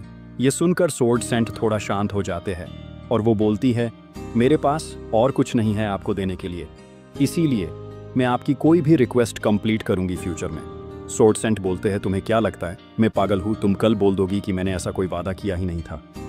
तभी वो बोलती है, अगर तुम चाहो तो मैं ऑर्डर ऑन एफ ट्रूथ के नाम से शपथ लेती हूँ, और वैसे भी आपको अब पता है क्या चल रहा है, तो क्या आप इस सब से अपना मुंह फेरोगे? और सोर्ड सेंट बोलते हैं, ठीक है, तुम अगर ऑर्डर ऑन एफ ट्रूथ पे शपथ ले रही हो, मैं तुम्हारी मदद करूंगा। और वो एक दूसरे का हाथ पकड़ के शपथ पूरी करते हैं। और अब आपकी बारी सियोजू, और वो बोलती है मैं सीधा सीधा बोलूंगी। आर्डर ऑन ऑफ ट्रूथ आपको स्पॉन्सर करना चाहता है, मतलब सपोर्ट करना चाहता है। और एमसी बोलता है मैं पहले से एक अकादमी में हूँ। वो बोलती है आप गलत समझ रहे हो, मैं आपको आपकी अकादमी छोटे बेचने नहीं बोल रही, और हम बस आपको उन एरिया में सपोर्ट करेंगे जहां पर आपकी अकादमी नहीं कर सकती, बस। एमसी बोलता है और मैंने ये मान लिया तो मुझे क्या देना होगा आपको। वो बोलती है हम आपसे कुछ नहीं चाहते हैं और आर्डर को बस आपके साथ रिलेशन चाहिए और कुछ नहीं। एमसी बोलता और क्या हो, मैं ये ऑफर रिजेक्ट कर दूं तो। वो बोलती है तो हम कुछ नहीं कर सकते। और एमसी सोचता है कि वो ऐसे बोल रही है जैसे उन्हें सच कुछ नहीं चाहिए, पर बाद में उनका मन बदल जाए और एमसी बोलता है ये इतना भी अच्छी आइडिया नहीं है, पर तुमने अगर मेन क्वेश्चन का आंसर दिया सच सच तो मैं एक्सेप्ट कर लूंगा। और वो बोलती है ठीक है, बताओ तुम्हारा प्रश्न। और वो सोचता है क्या वो सच में आंसर करेगी, और उसने अगर आंसर देने से मना कर दिया तो मुझे कुछ भी पता नहीं लगेगा, पर मैं ऐसे छोटे से बात पर इतना नहीं सोच सकता। और वो अपने पॉकेट में हाथ डाल के अपना फ़ोन उसके मुंह के सामने रख देता है और पूछता है तुम इसमें क्या देख रही हो। वो थोड़ी देर फ़ोन में देखकर सोचती है, तभी हमें दिखता है कि उस फ़ोन में बुद्धा के लेक्चर्स चालू होते हैं जहाँ पर वो कुछ बोल रहे हैं। और खलिया बोलती है क्या मतलब है तुम्हारा। एमसी बोलता है जैसे मैंने बोला तुम क्या देख सकती हो मेरे फ़ोन में। और वो बोलती है ये एक अजीब क्वेश्चन है। और एमसी बोलता है ये इतना हार्ड भी नहीं है, बोलो। और एमसी अपना फ़ोन पीछे लेके बोलता है मैं कुछ नहीं कर सकता, अगर तुम आंसर नहीं देना चाहती तो। और वो बोलती है ब्लैंक स्क्रीन, मैं बस ब्लैंक स्क्रीन देख सकती हूँ और कुछ नहीं, क्या ये तुम्हारे लिए काफ़ी है। और एमसी बोलता है हाँ ये सच है। और वो बोलती तो तुम मेरा ऑफर ले रहे हो। और एमसी बोलता है नहीं मैं नहीं लूँगा। और अब सीन शिफ्ट होता है रात के टाइम पे, जहाँ खलिया अकेले एक रूम में विंडो के पास खड़ी है। और तभी वो एक इंसान से पूछती ये कैसा रहा। और वो बोलता है मैंने कोई भी डिस्टॉर्शन नहीं देखा। और वो पूछती है क्या तुम्हें फिक्स है तुमने जो देखा उस पर। और वो बोलता है मैं हमारे गॉड के नाम पे शपथ लेता हूँ, मैं दावे से बोल सकता हूँ। और वो सोचती है किम सियोजू वैसे तो वो एक नॉर्मल स्टूडेंट है और इतना कुछ स्पेशल नहीं है, पर जब उसने अपना फ़ोन मेरे तरफ किया तो मुझे कुछ फील हुआ, पर क्या ये नहीं बता सकती। और मैं सोच रही हूँ मैंने ये दूसरे अपोस्ले को बताना चाहिए। और वो उस बंदे को बोलती है अभी के लिए उस पर नज़र रखो और डंजन डिस्टॉर्शन पे ध्यान रखो और दूसरे हीरोज़ पर भी। और वो बोलता है बस डार्क सेंट को छोड़ डीएच के बाकी सबसे मैंने कांटेक्ट किया है। और जैसा आपको पता है डार्क सेंट और सोल सेंट गायब है और किसी को नहीं पता वो कहाँ पर है। और तभी सीन शिफ्ट होता है एमसी के तरफ, जहाँ पर सोर्ड सेंट उसे बोलते हैं कि तुमने खलिया का ऑफर क्यों नहीं लिया। और वो बोलता है कि मुझे बस अच्छा नहीं लगा इसीलिए। क्या सच में बस इसीलिए। और एमसी सोचता है मुझे बाकी लोगों के बारे नहीं पता, आर्डर ऑन ऑफ ट्रुथ के पर खलिया का कोई रिलेशन नहीं है ट्रांसेंडेंट अकादमी से, और मैं इसीलिए उसका ऑफर नहीं ले सकता क्योंकि उसके पीछे भी कोई है और वो अपने आप को शो नहीं कर रहा। और सोर्ड सेंट बोलते हैं इसका मतलब तुम्हें सोयू की अकादमी पसंद है। और एमसी बोलता है ऑफ कोर्स से, और कहाँ तुम ऐसे किसी से मिलोगे जो इतना अच्छा है। और वो बोलता है क्या मैं आपसे कुछ पूछ सकता हूँ, डिस्टॉर्शन इन डंजन मतलब। और वो बोलती है उसका मतलब है कि मैजिक जो डंजन में होता है वो डिस्टॉर्टेड हो जाता है, और जब वो होता है उसकी डिफ़िकल्टी चेंज हो जाती है। वैसे डंजन डिस्टॉर्शन से बहुत कुछ होता है, पर नॉर्मली डंजन की रैंक BRH जाती है या फिर डंजन ब्रेक हो जाता है टाइम से पहले। और एमसी पूछता क्या इतना कुछ होता है। और सोर्ड सेंट बोलते हैं ये अभी इतना ज़्यादा नहीं होता, पर ग्रेट मॉन्स्टर वॉर के वक्त ये कॉमन था। और एमसी थोड़ा झिझक जाता और पूछता तो सर खलिया जो बोली वो। तभी सोर्ड सेंट बोलते हैं इस सब में मत पड़ो, खलिया को कोई गलतफहमी हुई है। और तभी सोर्ड सेंट जाने लगते हैं और एमसी उन्हें बोलता है आप कहाँ जा रहे हो, मिस सोयू की अकादमी इस तरफ है। और तभी सोर्ड सेंट बोलते हैं तुमने अगर सोयू को कुछ किया तो मैं तुम्हें नहीं छोड़ूंगा और उसे दूर रहो। और एमसी बोलता इसका मतलब आप मुझ पर भरोसा करते हो अब। और सोर्ड सेंट बोलते हैं ऐसा कुछ नहीं है, मैं तुम पर नज़र रखूंगा। और एमसी उन्हें बोलता है मैं समझ गया, और उनसे दूर होक भागते भागते बोलता है तो क्या आप मुझे फिर से मारोगे। और वह से भाग जाता है। और सोर्ड सेंट सोचते हैं इसकी तो। और तभी एमसी अकादमी में पहुंचकर सोचता है कि वो बस हर प्रॉब्लम अपने पावर से सोल्वे करना चाहते हैं और मुझे जल्दी इंप्रूव करना होगा जिससे मैं उनको फेस कर सकता हूँ। और तभी वो दरवाज़ा खोल के अंदर जाता है जहाँ पर मिस सोयू उसे पूछती है सियोजू तुम आ गए, तुम जल्दी आ गए, जितना सोचा था उससे। और ग्रैंडफादर कहाँ है, तुम दोनों साथ में आने वाले थे ना, वो यहाँ तक आए थे पर फिर चले गए। सोयू बोलती है क्या उन्होंने कुछ बोला। हाँ, पर तुम जैसा सोच रही हो वैसा नहीं हुआ। और सोयू बोलती है मेरे ग्रैंडफादर के वजह से तुम्हें बहुत प्रॉब्लम हुई, पर उसके लिए सॉरी, और मैंने तुम्हें पहले ही बता के रखना चाहिए था।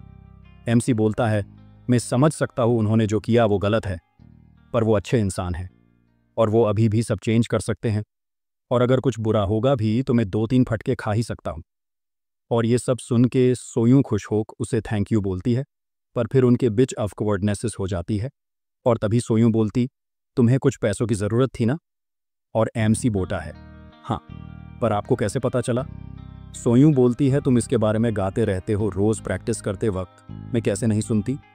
और एमसी बोलता है, मैंने कब ऐसा किया? सोयूं उसे याद दिलाती है, और एमसी सोचता है, अब जब मैं सोच रहा हूँ पैसे मेरी अभी के लिए फर्स्ट प्रॉब्लम है, और मैंने मेरे खलिया से मिले पैसे मेरी डेप्ट निकलने में दे दिए, और वो सोचता है फ्री पास का ख़त्म होने वाला है, मुझे वेपन भी लेना है और लेक्चर्स भी करने हैं।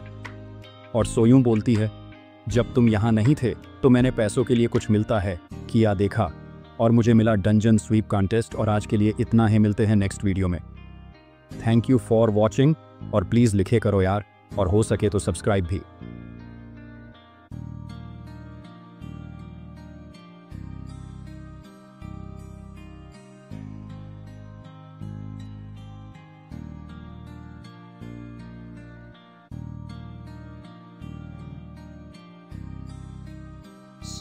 Hmm.